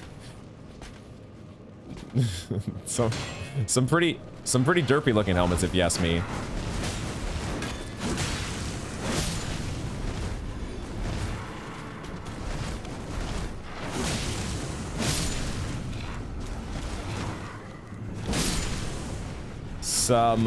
Some kind of dorky looking helmets, guys, not gonna lie. You might want to if intimidation was what you were going for, you might want to rethink the wardrobe.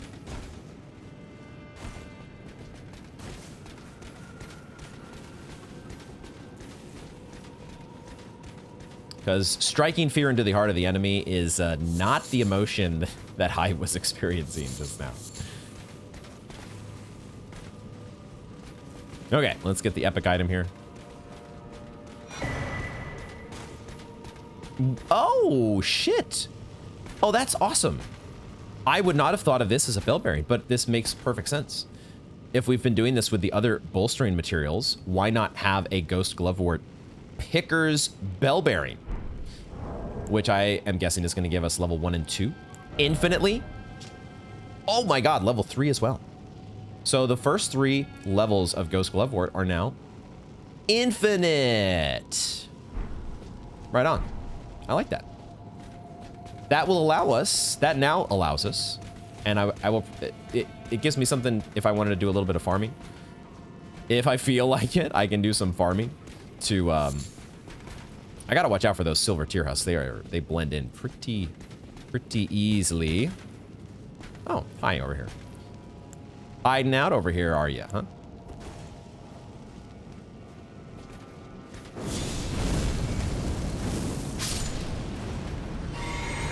Trying to be sneaky over here. What you guarding? Smithing Zone 3. Cool. Oh, okay, that is a dead end. No reason to head that way. But yeah, if I want to take the time and level up all of the bajillion options that we have now when it comes to Glovewort, or not Glovewort, but Spirit ashes. We can definitely do that. Ghost Glove, we're at 4. Nice, nice, nice. Can we? We cannot ride Torrent.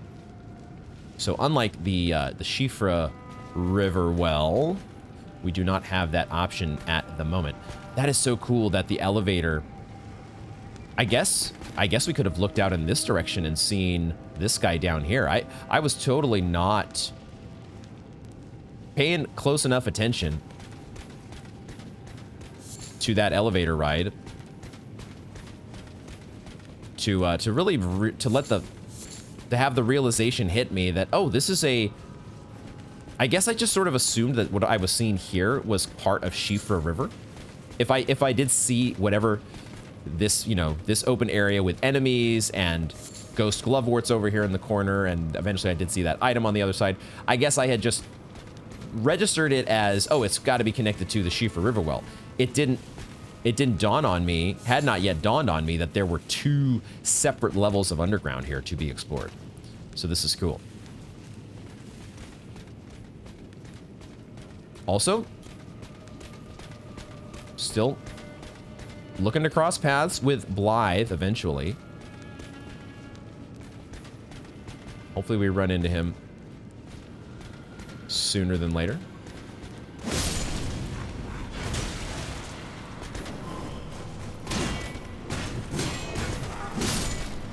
Look at you with your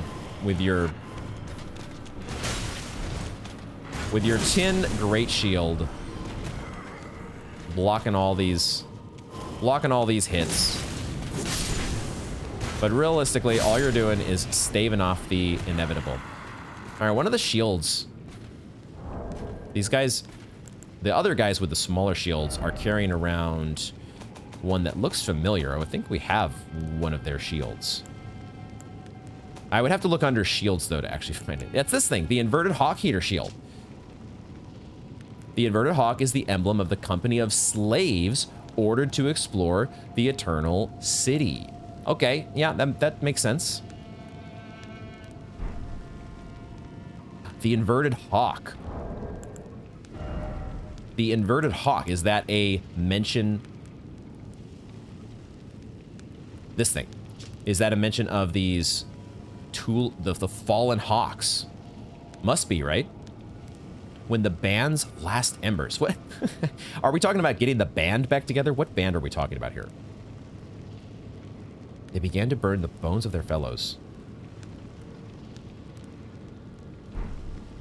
A larval tear. Speaking of respecs, what are we up to, like 4 larval tears now? Okay, all right. Who else wants a piece?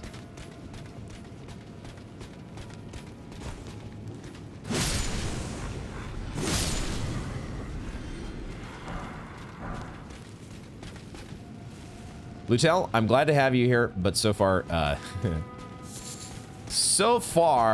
this is looking like a situation that I could have handled by myself. But I'm always appreciative of the company, even if headless. I wouldn't have said that. I would not have said that if we were still playing Sekiro. Okay, we picked up some Great Shield Soldier Ashes. Settle down there, Mr. Ragdoll. Oh, dude, look at this. Hold on a second here. Let me see if I can... No! Hold on. We need our glowstone tech. Okay. Back out of the telescope. Give me my glowstones. Glowstones. Oh my god. Oh, beautiful. Just beautiful. Great Shield Soldier Ashes. Used to summon 5 Great Shield Soldier Spirits. I like that there's 5 of them. The more the merrier. Great Shield Soldiers who belonged to the Fallen Hawks. A band of soldiers that once explored the Eternal City. Oh, I get it now. Ask and ye shall receive the answer. Stout defenders with a steady guard. Though their methods are somewhat crude, they work well as a squadron and will attract the attention of enemies or lob ghost flame from the rear guard. I want to try this one. I want to level it up as well. So let's put it here so we remember later once we've leveled this up that we're going to try this one out. Where's it at? There it is. Cool. So it was a band of soldiers. They really were getting the band back together. And that was their... They weren't actual Hawks. They just called themselves the Fallen Hawks. That's not a bad name.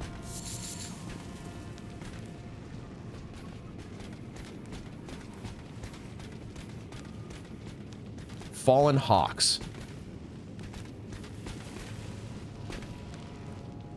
Not quite a metal band name. Maybe, depending on the particular subgenre of metal, I suppose. Fallen Hawks.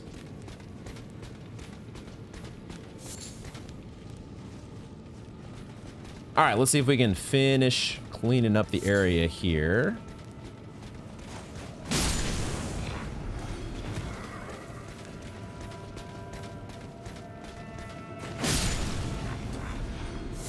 Take out the rest of the stragglers.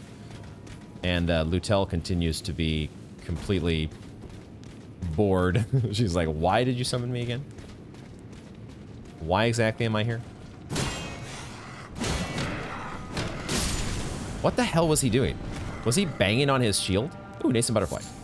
Was he banging on his shield there as some sort of power-up? I saw like some reverberation visual effect that was happening there. What was that all about?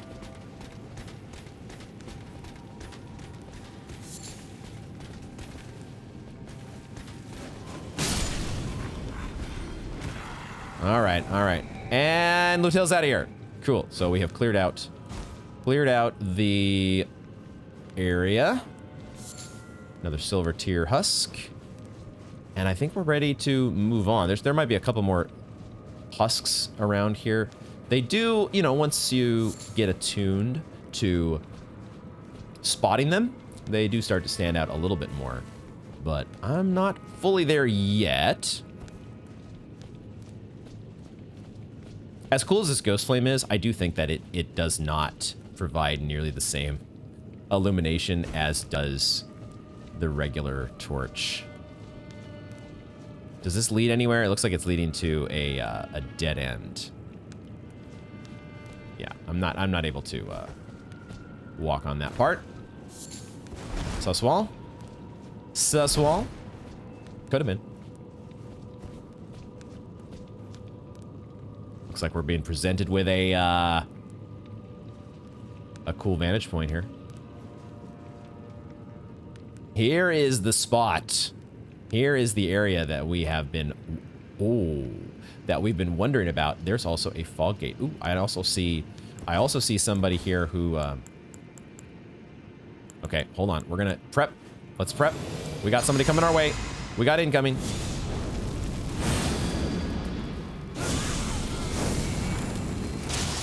Oh, okay. Not that strong. Not as strong as I feared. I'm out of... I need to switch over here to Lightning Spirit. Give me that last bit of mana usage. Okay, so you had some sort of a... Was it a sickle? Oh, okay. I'm also remembering now this person has a much more feminine appearance, and I'm remembering the lore that we know about the assassins of the Eternal City, the scions of the Eternal City. The all-woman group of assassins. Might need to review some of that lore. Don't know if that would be one of those scions of the Eternal City, but wouldn't be surprising.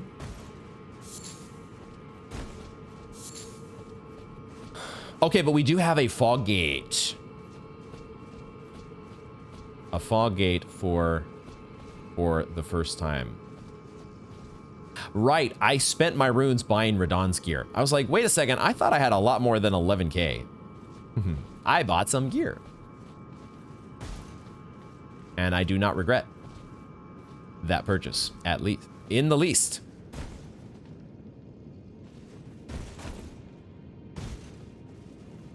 We have a fog wall.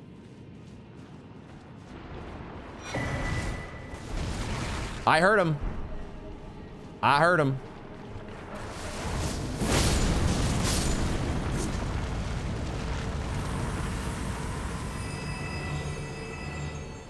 I had thought at a couple different loot pickup spots earlier in our descent here. I had thought about the old ooze dropping on your head trick. They tried to lull me into a false sense of security. First couple times, no oozes. Nothing to worry about. But the audio gave it away there. This structure kind of reminds me a bit of the... Was it the hollow? We just saw it on the map earlier. The Hallowhorn grounds. Not sure if we're going to get a peek at the boss in here. There's a statue in there. Some sort of a statue, maybe? Question mark? But it looks like we have to make it through here in order to progress. And there is... Well, the Side of Grace is actually not as far... It's not as far as it might seem at first. We've just been taking our time really exploring. And so it's like, man, it's been so long since the last Side of Grace. But realistically, it's not that far of a run back.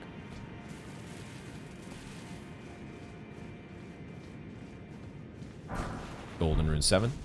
So it's time. We have almost full flasks. Just down the one cerulean flask, but we have our flask of Wondrous Physic. We could use our Flame of the Fell God. We could do all sorts of stuff. This is great. I am totally ready to jump through a fog gate. How about you guys? Let's take a look around a little bit more first. We can now see down into what looks like the Schiefer River well. I think we can see the bottom, where we have explored somewhat, well, pretty thoroughly before, I would say. And now we are at the mysterious upper level. We are making our way in. The architecture here definitely has this Victorian Bloodborne sort of feel. In one regard. But in another regard, it's got its own unique feel to it. What I am noticing, though, I'm noticing a scene. Ooh, I'm noticing a couple things here. Let's talk about this. I'm noticing this is a scene, another loading screen, I should say. This is another loading screen, which I'm going to be curious to take another look at now. The second thing that I noticed is the chair that this... I mean, it's a corpse, isn't it? This is not just a statue. This looks like this is a corpse. Not sure. It does look like it used to be alive, and it has reached a very advanced state of decay. But the chair that this individual is seated upon does look pretty similar to the chair crypt in Celia.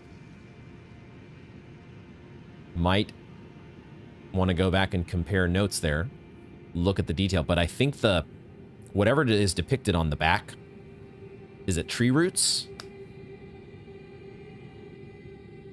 I'm also now noticing there are a whole bunch of other corpses with hands outstretched over here.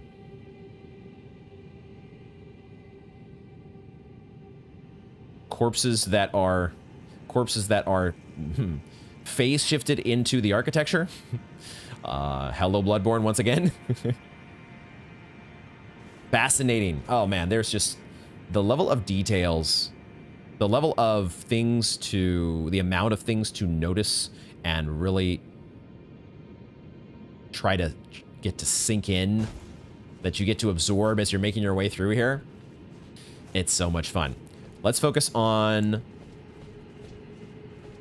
taking on a boss. Time to take on a boss. We will do all of our normal stuff.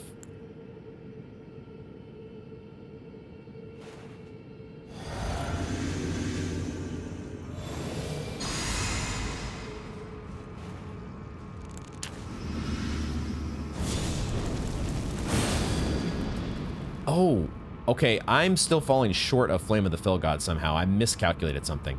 So I guess we're going back to this.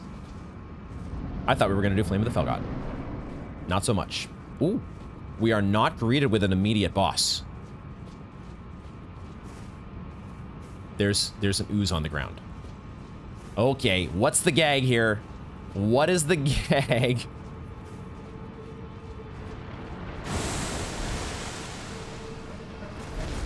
Got to be a gag, right? Oh, shit. Mimic tier.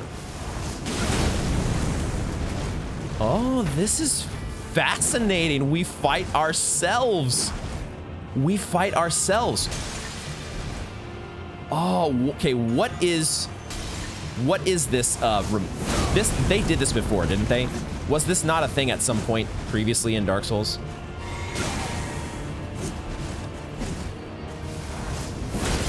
They did this to us before.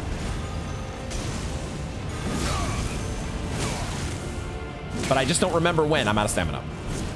I don't remember when this was a thing.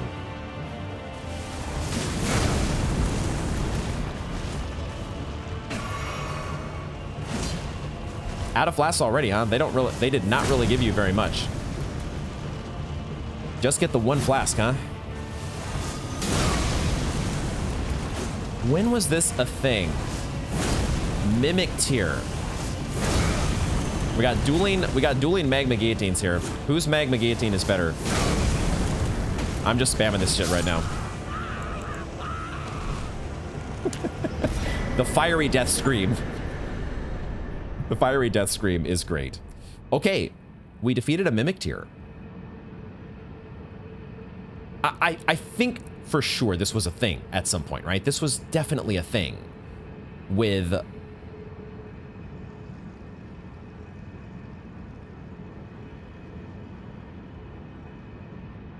I just don't remember exactly where it was, but I feel like for sure we did this at some point in a Dark Souls game.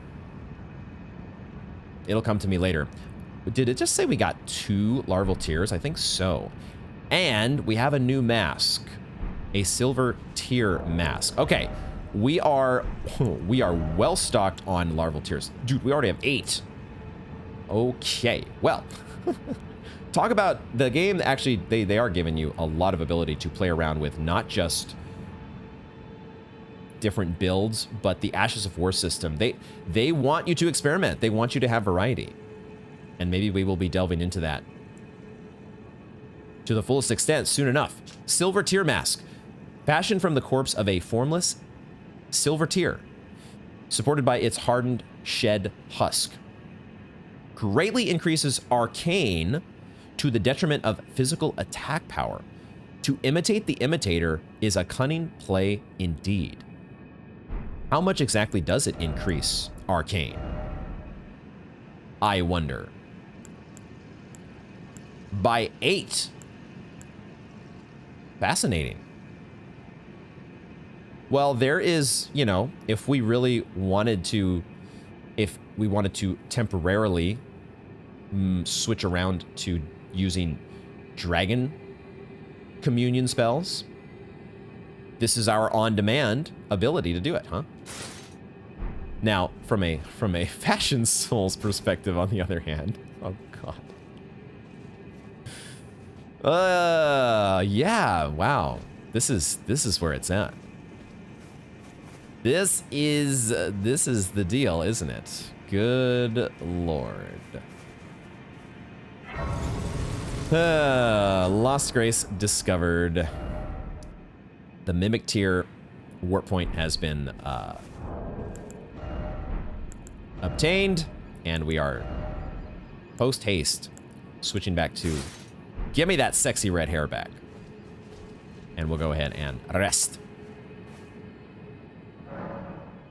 Oh my god, I just realized I still have the strength knot tier in here, not the... That's why I wasn't able to use Flame of the Fell God. I needed my faith, not crystal tier. I forgot to completely respec back. Okay. All right, there we go.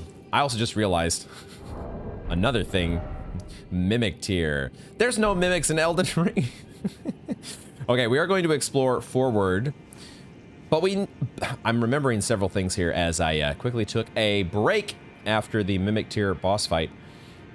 But we forgot to go back to the hold. We've progressed this bit of dialogue. I think we have done it on the alternate file with Roger, but we had not technically done it yet here on this file. Although, who knows? Maybe things are a little bit slightly different. We are seeing some variations in things now that we have, because we have done the things in the order that we have done them on this file. Also, do you like my flowing red hair? Always good to see you safe. So, what do you need? He don't give a crap, probably, about that. Maybe I should tell you. Lately, I feel I'm on the precipice of falling into a deep, fathomless slumber. And I have an inkling it could spell trouble for you somehow.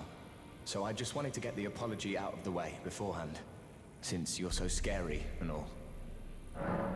So preemptively apologizing for falling asleep on us. Okay, all right. Just want to make sure we had completely Still progressed that. Does he... I don't remember exactly. When we rest, I guess theoretically we should go back to Ronnie's Rise and make sure that she is asleep now. I presume that is going to be the case.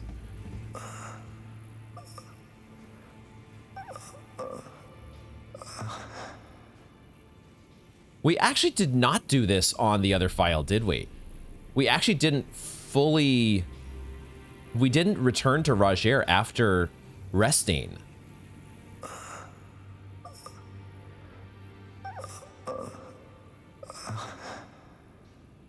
It might not be sleep. It might be that he is succumbing to the stuff that's been going on under the comforter. All this death that he has been festered with is finally taking its toll. Let's go to Ronnie's Rise. I'm pretty sure she's just gonna be asleep. Are these two things connected? Is the fact that she's falling asleep impacting Roger? Or is it just the natural course of the death that has infected him? We need to be careful about this elevator and sending it back down to the bottom each time so we don't accidentally run to our death as we're in a haste to get back to Ronnie. Okay, so I am so happy that we've been able to get this quest line progressed and on track. Super, super fantastic. One more time and go back to the hold. And we'll spend some of our, a little bit of our runes here and level up. Now that we have as much access as we do to Ghost Glovewort, let's level up at least the Great Shield Soldier Ashes. Greetings. Are you here for... You know it. You know I'm all about that spirit tuning. It only costs 255 runes. Ooh, maybe they're not the best ashes. Still a bit presumptuous of me to proceed with the belief that just because a set of ashes costs less to upgrade makes it less strong. We don't know that for sure. We'll turn in the bell bearing here while we are in the vicinity, just to get an idea of how much, what are the prices on the Ghost Glovewort. How much are those going to run us? 1,200, 1,800, 2,400. Not the worst. Okay, good. Anything else that we want to do before we resume the... let's actually, I did not accidentally click on the wrong warp point there. I did intend to go to the Shifra River entrance just in case. Just in case. I actually want to head up to the top. Just in case Blythe is in the vicinity this time. Blythe was not around here when I checked here on the alternate file. So I wouldn't expect him to be down here. It makes much more sense that he would be have gone into the crater. But let's just make sure of this while we're here. Even though this elevator does take a long ass time. Long time to descend. But now we have Nokron, the Eternal City, on our sites of grace. We have the Mimic tier. I feel like the gimmick where they give you like an exact copy of yourself, like the sword that you have equipped. Like he was even throwing holy pots at us, right? What you have on your bar. Did he use one of the spells? He used Magma Guillotine. I think because we had the shield equipped instead of our seal. I think he might have...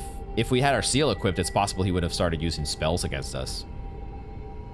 The Mimic. But that mechanic of having an enemy that completely copies what you're doing and what you have currently equipped and what you have currently on your fashion souls, all of your gear, your current gear, and weapon options... They did that previously, I think. I just don't remember exactly which game it was in. Was it DS3? Or DS2?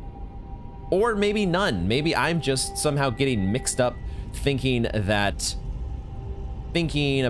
like, I don't know, a Zelda game.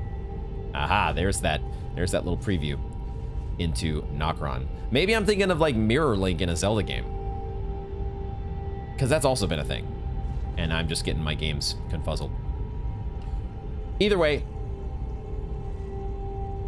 we've taken on our shadow self. Luckily, it wasn't too much of a headache. And I would not expect to find Blythe in the area here. It wouldn't make any sense, right? It would not make any sense. It's just a little, I was a little unsure because of that message. The message that he left us regarding the fact that there was a... Was it a traitor he had to take care of? Kind of want to check this message again.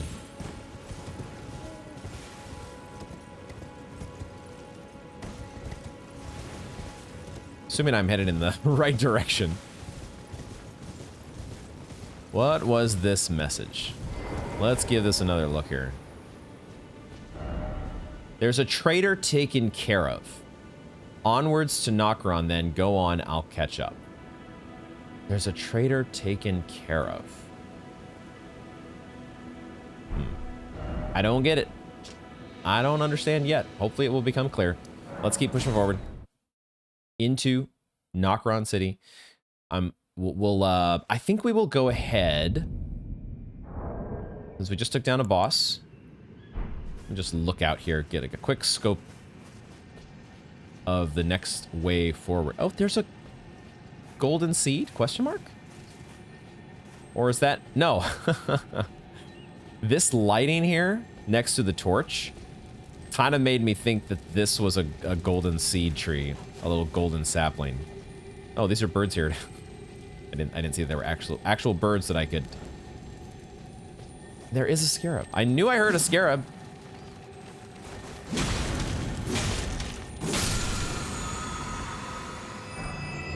Somber Smithy Zone 5. Okay, we are going to give ourselves a rune arc, because we have a lot of them. And they already gave us one this episode. So, Rune Arc time. Let's go. We will postpone. Or oh, we get to ride Torrent. There we go. Cool. We will postpone our other activities, such as taking on the Beast Clergyman, and I see the Hallowhorn Grounds down there. And way over there, we had Crucible Knight. Eventually, when are we getting to this thing? When are we getting up here? The other activities, though, that I would like to take care of or try to make attempts at when we don't have a Rune Arc that we're not worried about losing. It would be great, such as the Knights of the Great Jar. Those things we will postpone for the moment, because I'm having fun here checking out Nokron.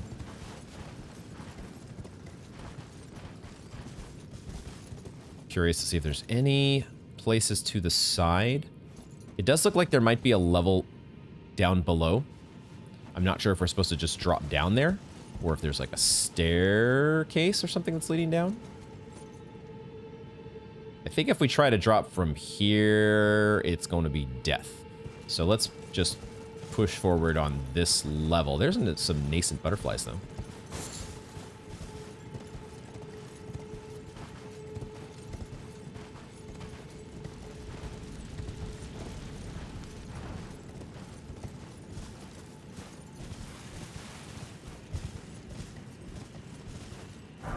Ghost Glove Ward.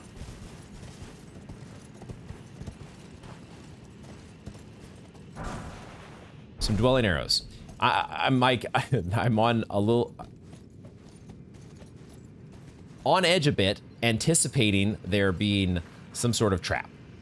But I think all they're doing here is they are kind of... they're giving you this, you know, really stunning visual. They're giving you a chance to look around this awesome looking area, which we are already well acquainted with, so it doesn't have quite the impact that it would have had if this were the first time we were setting foot down in this underground region. I did see that there was a spirit to talk to, and it does look like we're going to be descending to... we're going to be taking the plunge at some point here to some of these lower areas. Ooh. Just realized there is a follower there. I don't need to dismount to look at my telescope. I don't know why I did that. What's this guy doing? Playing a song. He's playing a tune for all the world to hear. I think we're too far away to get frenzied first on these guys, probably. Nope. Sniper mode, engage.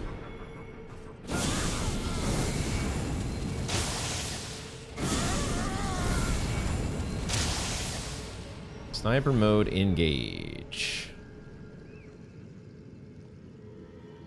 I don't think we can hear yet whatever noise that guy is making in the distance.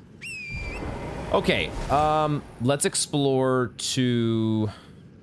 what do we want to do here? Let's explore in this direction first. Just go to the end of this. I see a Stake of America icon that has popped up. Just make our way to the end.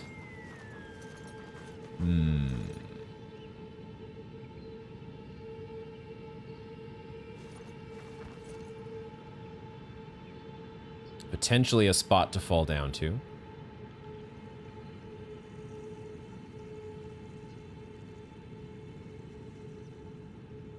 It's so interesting thinking about this now in retrospect.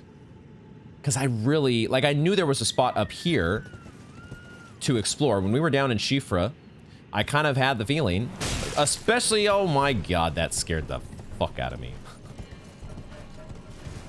Ooh. Two can play at the sniper game, apparently. Where the hell was that guy? I don't even know where he was. Okay.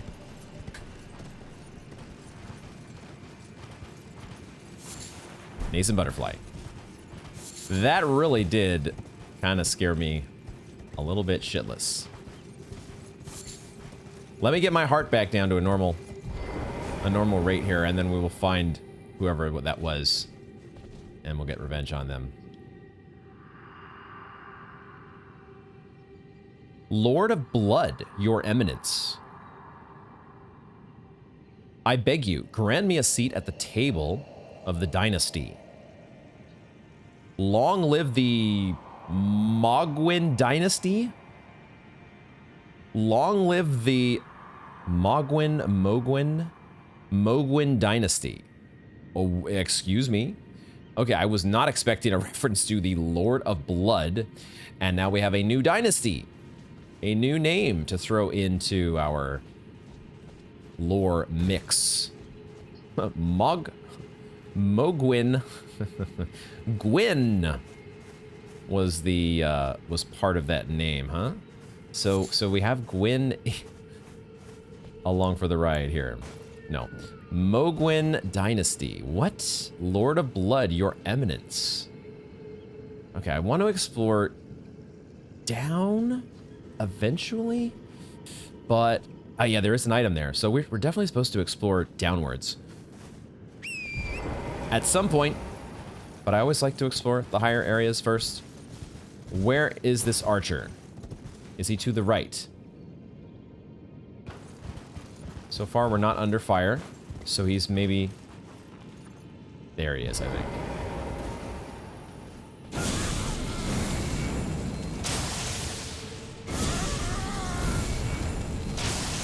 Maybe that was the guy.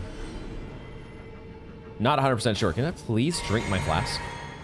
Is that too much to ask for? I feel like there is a delay sometimes with my flask drinks.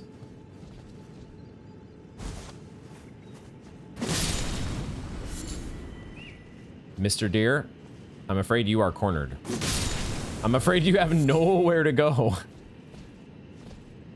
I'm sorry.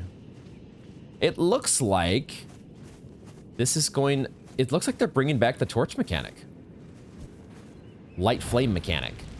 So similar to the Schiefer River well, we gotta light some flames, which is going to activate, I don't know, another boss fight?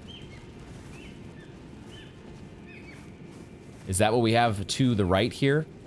Do we have another Hallowhorn Grounds, perhaps? I was not watching, but I think it's a safe bet to say that flame lit up when we lit the flame just now. Okay, is anybody to the left that's gonna... I think we can take these guys out. Ooh, I also have the ability to summon. I did not kill that first guy with a backstab. That was a little bit surprising. Did he drop thin beast bones? What? Since when do they drop beast bones? Okay, we have our Great Shield Soldier Ashes, which I think is what I'm going to, let's summon the Great Shield Soldier Bros. Get them going here. I mean, I had the ability to summon. What happened to that?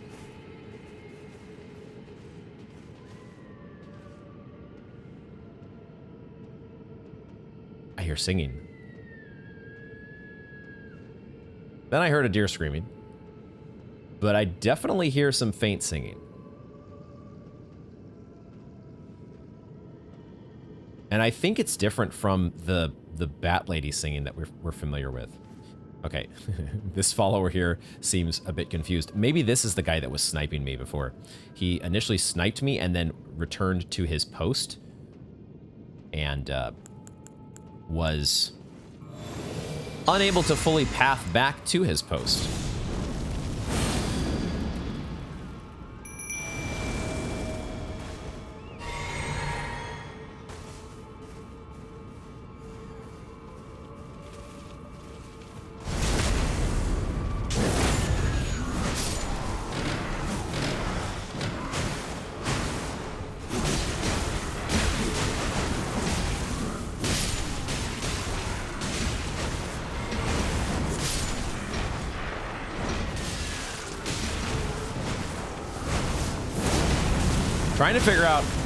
Trying to figure out exactly what my shield dudes are doing. It's like Oh, I like the ghost flame bombs.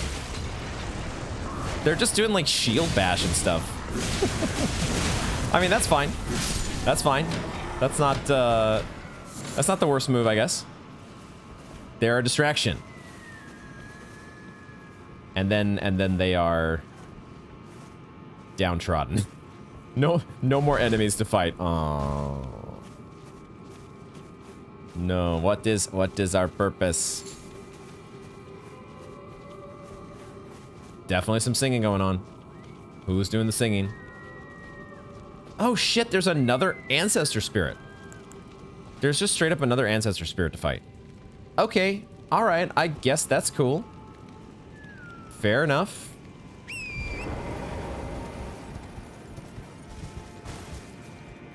Maybe this is what this Ancestor over here is, the one who's generating the singing. I think that's actually what's going on.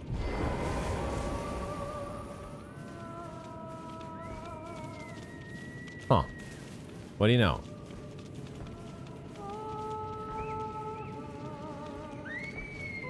Ooh, now this guy has... Are the deer, like, responding?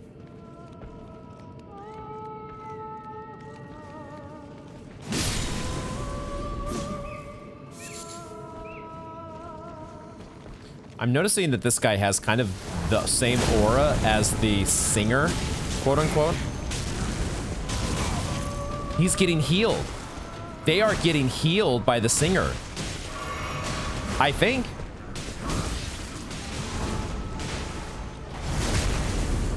Is that what's going on? That's what it felt like.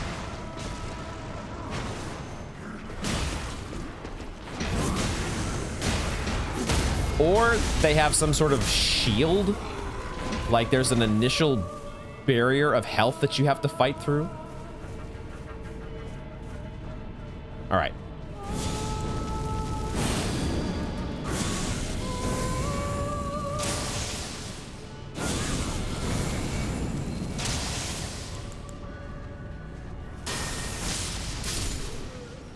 I feel like she was definitely powering up the rest of them in some way, and it felt like they were getting healed because of her. Fireproof dried liver. Gold-tinged excrement. Okay. All right. I don't want to lose my soldiers. I guess we have to keep going in this direction to not lose them. But there is more potentially to this side over here that I want to explore. There's also a flame that we didn't light. But I have a feeling that my soldiers are going to go away. Yeah, so hold on. We'll come back for that flame. Let's finish up.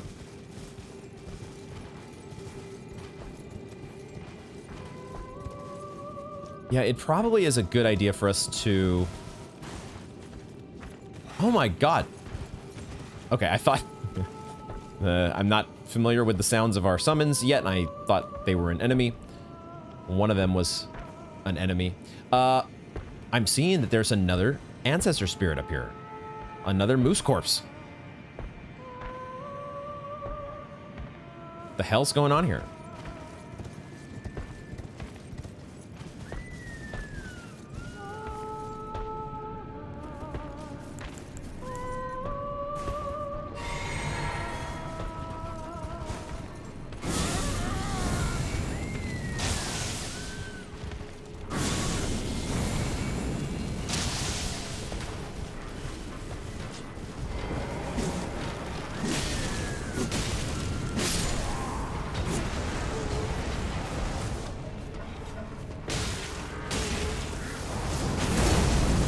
So it does seem to make sense to take out the singer first, so she's not buffing everybody in the group. It feels like a good, solid game plan.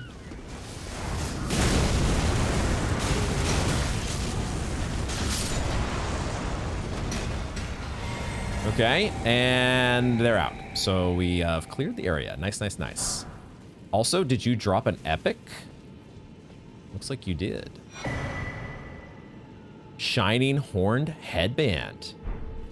All right, I don't know if this one is gonna quite compete for the Radon The Radon headgear has got a pretty, good grasp on the top spot at the moment, I think, in the Fashion Souls department. But let's see what we've got here with the Shining Horn headband. Oh, look at that sexy get-up.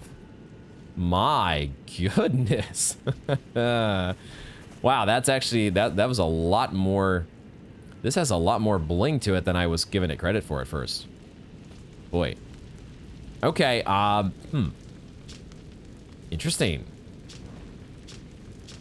Headband decorated by a pair of shining horns, worn by ancestral follower shamans. Horns with buds that also shine are ideal ceremonial items for ancestral worship. It strengthens ancestral infant's head. Excuse me? There must be some other item that we need to pick up. Ancestral infant's head. Okay, we got to see what's up with that. Let's keep going here.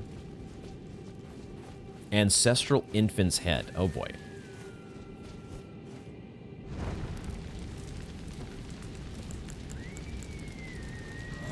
We are continuing to get refills on our flasks, which is good. Let's explore back in this direction that I said we were going to before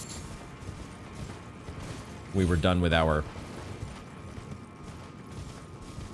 ashes.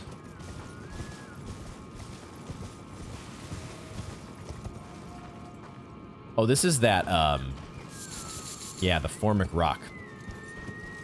The ant stuff is what I was thinking of saying. Oh, you know where we are. Hold on a second. We are right behind the big throne, aren't we?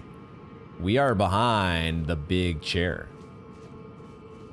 Oh my goodness.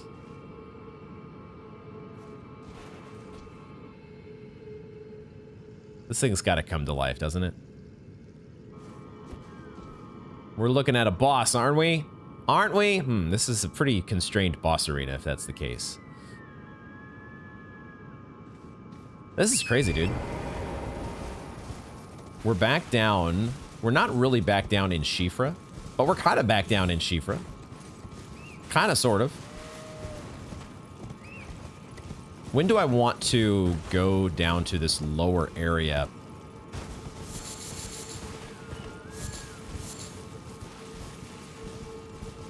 I just don't know there's an obvious way back up other than taking the Site of Grace. And maybe this actually, you know, this could actually be a descent from this area down into Shifra. It looks like maybe that this, there's a hole. I can kind of see a hole in the floor of this nearby structure. Torrent's head's kind of in the way, but I think you can see the hole there. And it feels like this is a path for you to get down to where we fought like the Dragonkin soldier. So I'm kind of, I don't want to go down that road at the moment. Let's see if we can keep focused on lighting more torches. Did we get the one over here? We did not. Hold on.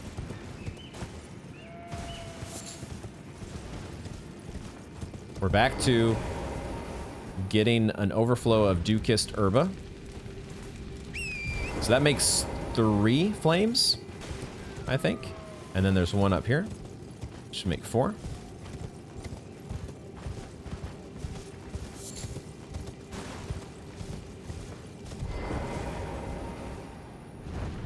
There we go. How many do we need total? Is it 8 this time, or is it just 6? It might only be 6. We'll find out soon enough. It does feel... Oh, there's a Site of Grace. That's awesome. Great. Now, yeah, this is definitely a descent point down into yet another area of, yet another sliver of Nokron. What is this one called? I don't want to sit. Ancestral Woods. Definitely interested to explore in that direction, but we want to get the take care of things up in the Ancestral Woods first of all. Wait a second. Was that another red wolf? That's another red wolf. Okay. We should be good to go. These red wolves are all over the place.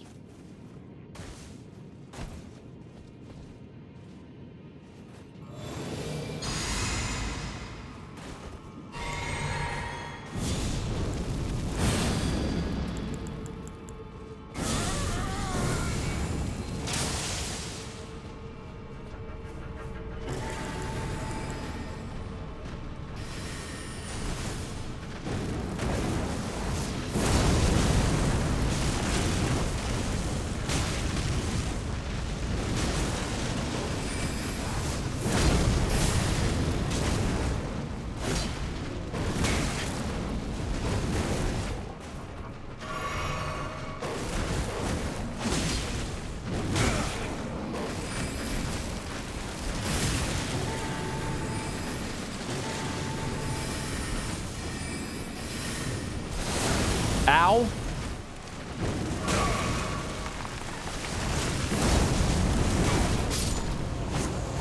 Okay.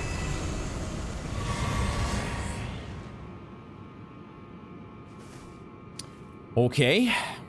That big meteor blast does pack a punch.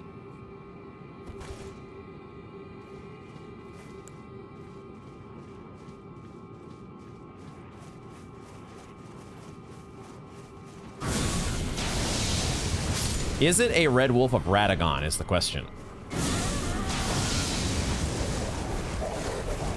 Do the red wolves belong to anybody but Radagon?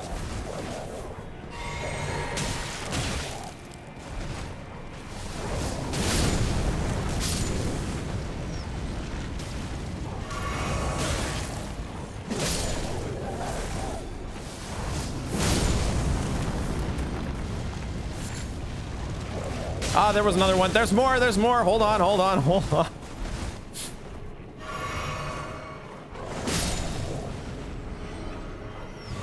I did not mean to jump backwards.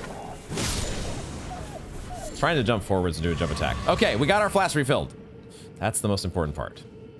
That's what I was hoping for, taking on the big pack of wolves. Okay, okay.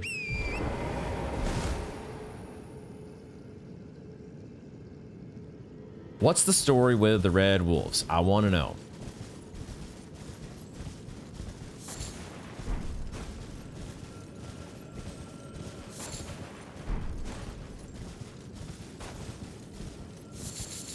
There is so much going on. This place is also beautiful. I love the, once again, the Hunter's Dream. Skyline. Okay, that is not water that we are meant to, that is not wading depth.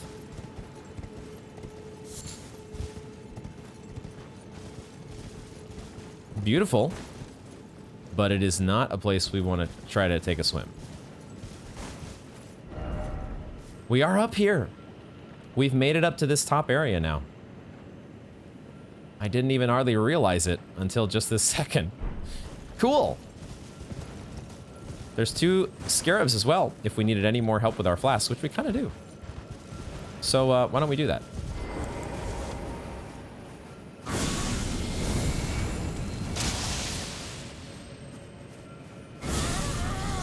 No, I don't want to hit the cerulean. God damn it.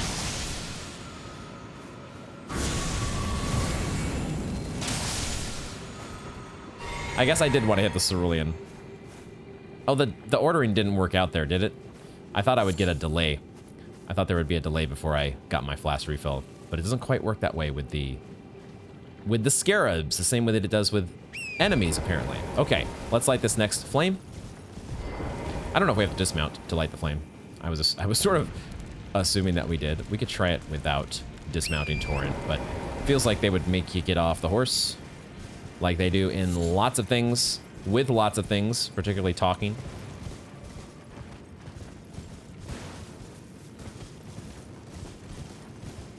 There wasn't anything to... Man, there's a... Okay, another piece of loot here. Smithy Zone 4. Can we get up to this area. Feels like we should be able to get up there. How do we do that?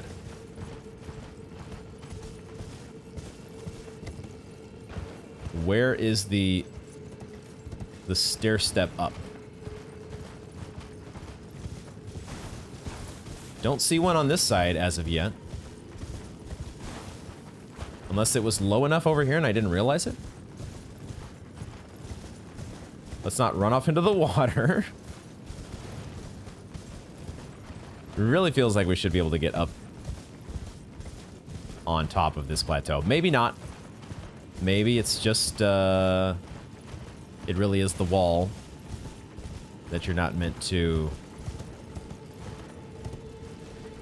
get around. Yeah, maybe not.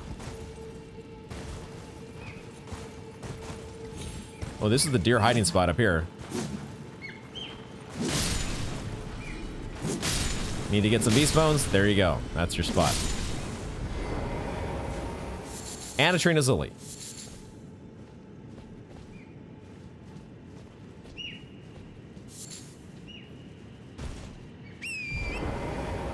Still mainly, right now the main challenge that I am facing is just making sure that I am building out my mental map of this place. Because like so many areas in Elden Ring, it's very easy to get turned around. It's a lot of the portions of the area can kind of look similar, and keeping track of exactly where you've been and where you have not been can be tricky. Can be tricky to do. We actually didn't really look up here, did we? It's just another Hallowhorn Grounds.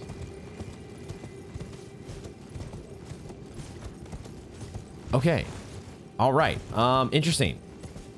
So they straight up are doing the same thing again.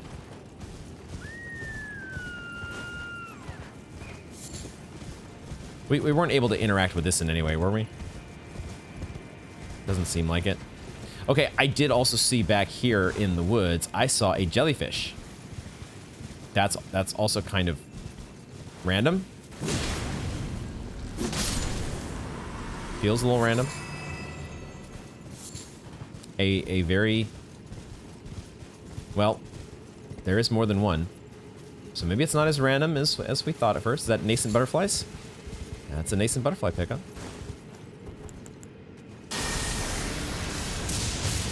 Oh, I thought I would get a one-shot.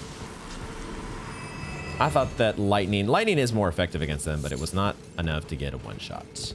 I love getting my one-shots. Oh, they are letting us navigate up here. That's how we get up here. I get it.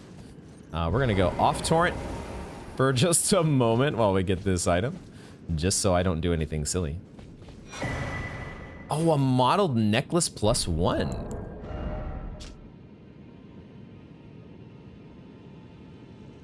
I think that's the same text as before. We're starting to get some +1s. Which I want to say... I don't remember if we talked about this already, but I had not played New Game Plus on DS3. I had not really played that, obviously, before... well, not obviously. I had not played the DS3 New Game Pluses before getting to the... DLC, and I was confused. Why? Why does the DLC all of a sudden show +3? For rings. What happened to the +1 and +2? I didn't realize that they were part of New Game Plus and whatnot. So we're not getting them, we're not having to wait for New Game Plus, though, in the case of Elden Ring, because this game is just that big. They're like, here, we're going to give you the +1s and maybe some +2s and maybe some +3s before you ever have to worry about New Game Plus. That was a Crucible night that I just saw. I love that they give you these vantage points where you get to preview upcoming locations. And you get to think about having to tussle with another Crucible Knight. Which is our favorite, isn't it?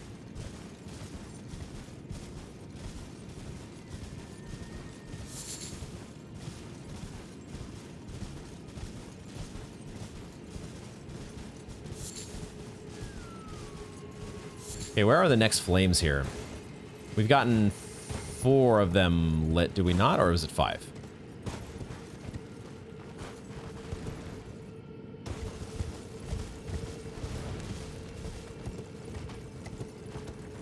Where were those flames?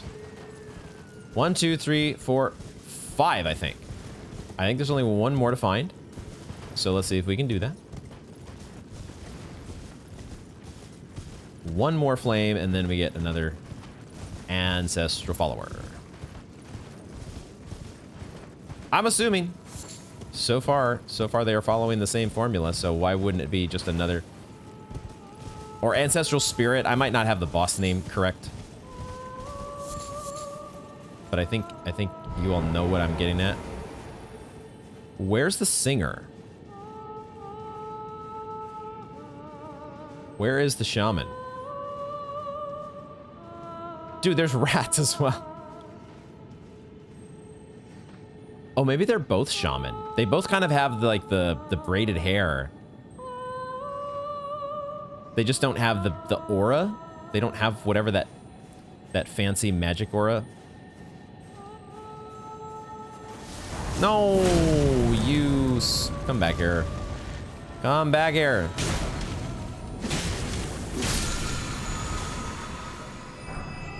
Ash of War Enchanted Shot.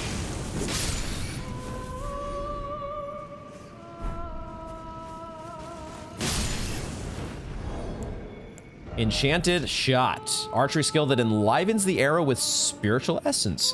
The resulting shot will fly faster than regular shots and change its trajectory to follow the target. Oh shit, it's a homing. It's a homing ability. That's cool.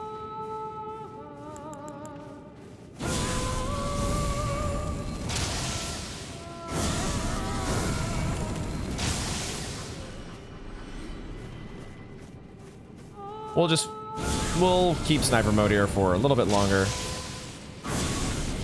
And then we'll worry about the rats.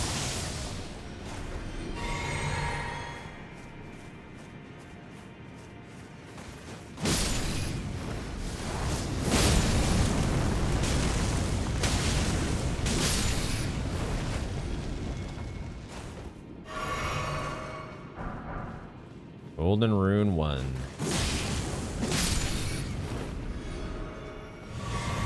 And a blast refill. They really do drop thin beast bones. That's hilarious. I don't know why that's hilarious. It's really not hilarious. I just hadn't noticed it before. When was that a thing? Okay, I think this powers up our Hallowhorn grounds. Am I wrong? Power gathers somewhere in Horned Remains. Horny Moraines, ready to go. And then we have something over here. So, I think... let's explore whatever this place is, and then we can warp back to... We know the warp point, the site of grace, that is pretty close to the Hallowhorn grounds. So we can come back to that after we do this. Right? Is there any reason to go anywhere but straight down? I don't think so.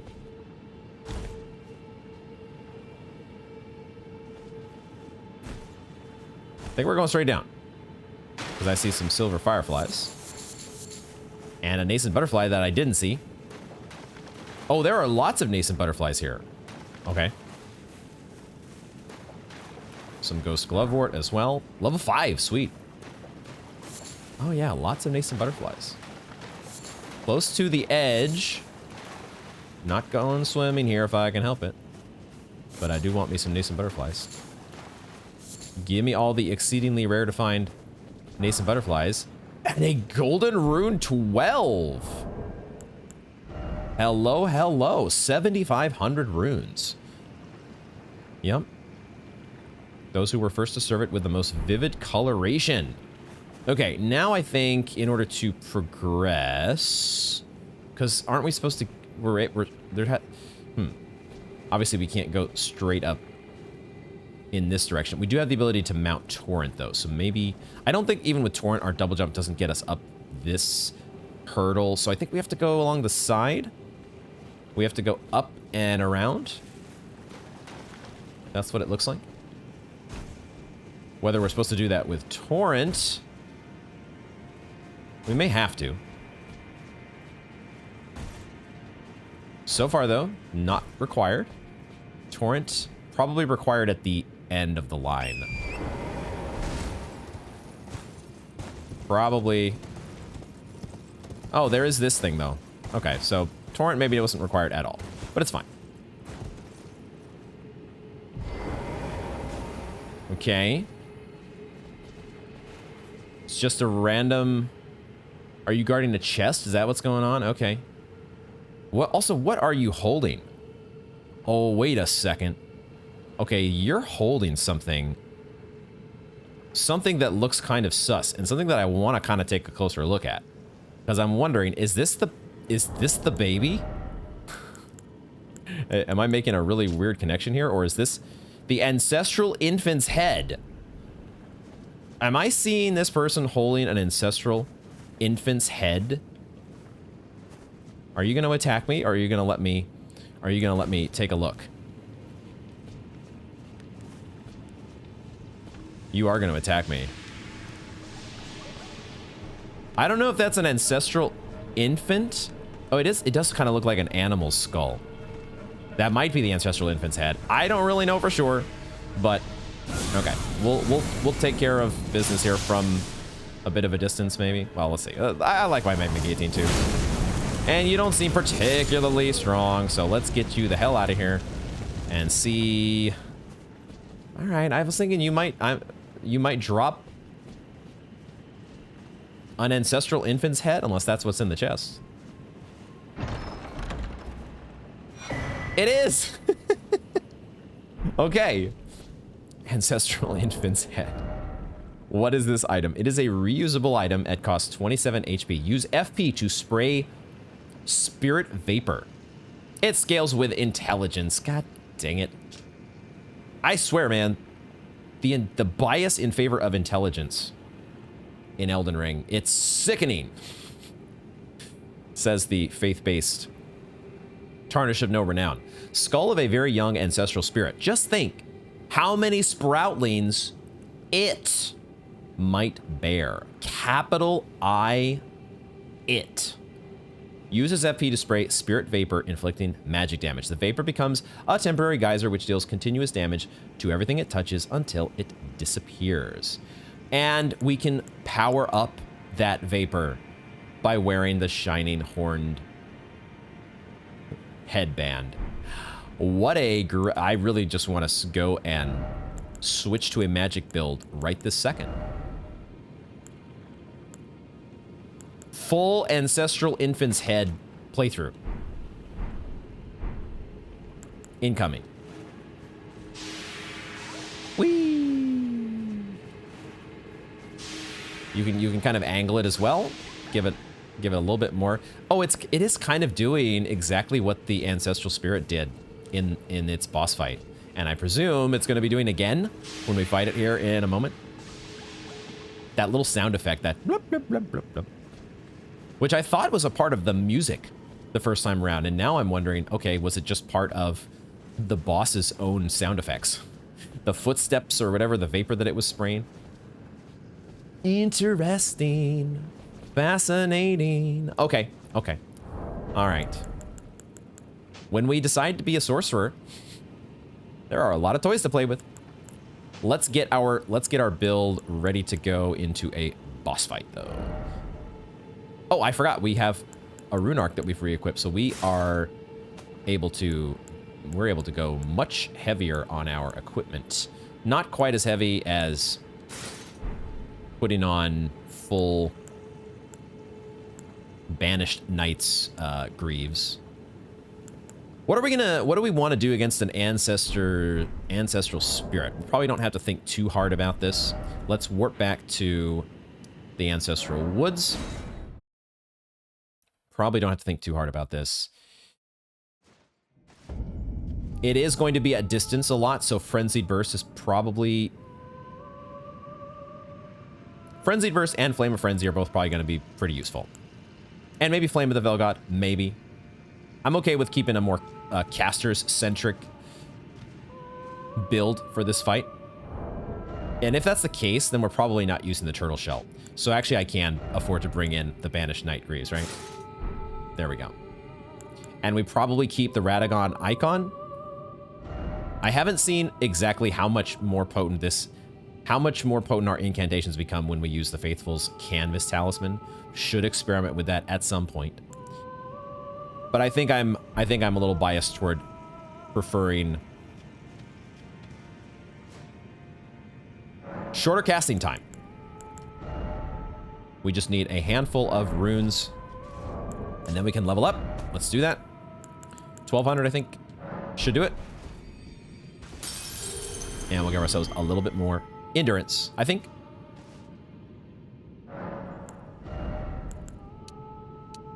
Especially when we get 2 points in stamina, that always feels great. Does that let us get a little bit greedier in the that's the same weight, interestingly.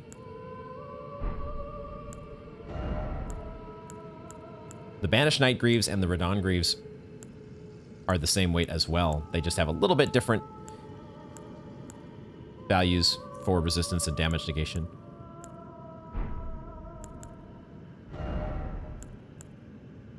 We could be medium load and wear the Radon's armor. Let's do that. Function Souls.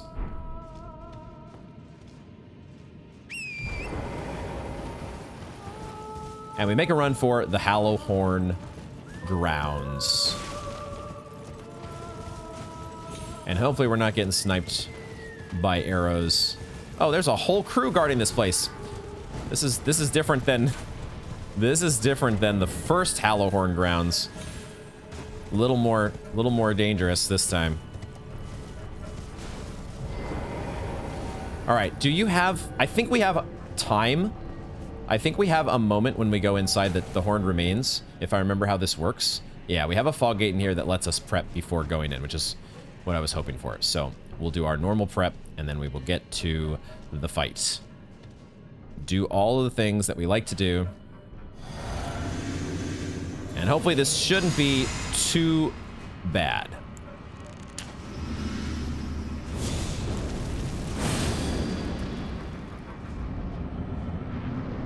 We'll see if there's any curveballs they decide to throw at us. Wow, we do a lot of damage.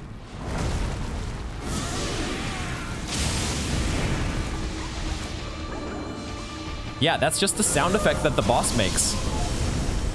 I don't remember them doing that before, though. What was that all about? What in the world was that all about? Forgot we have Flame of the Felgod. Is that going to be a good spell against you? We'll get some sniper shots in first. At least one.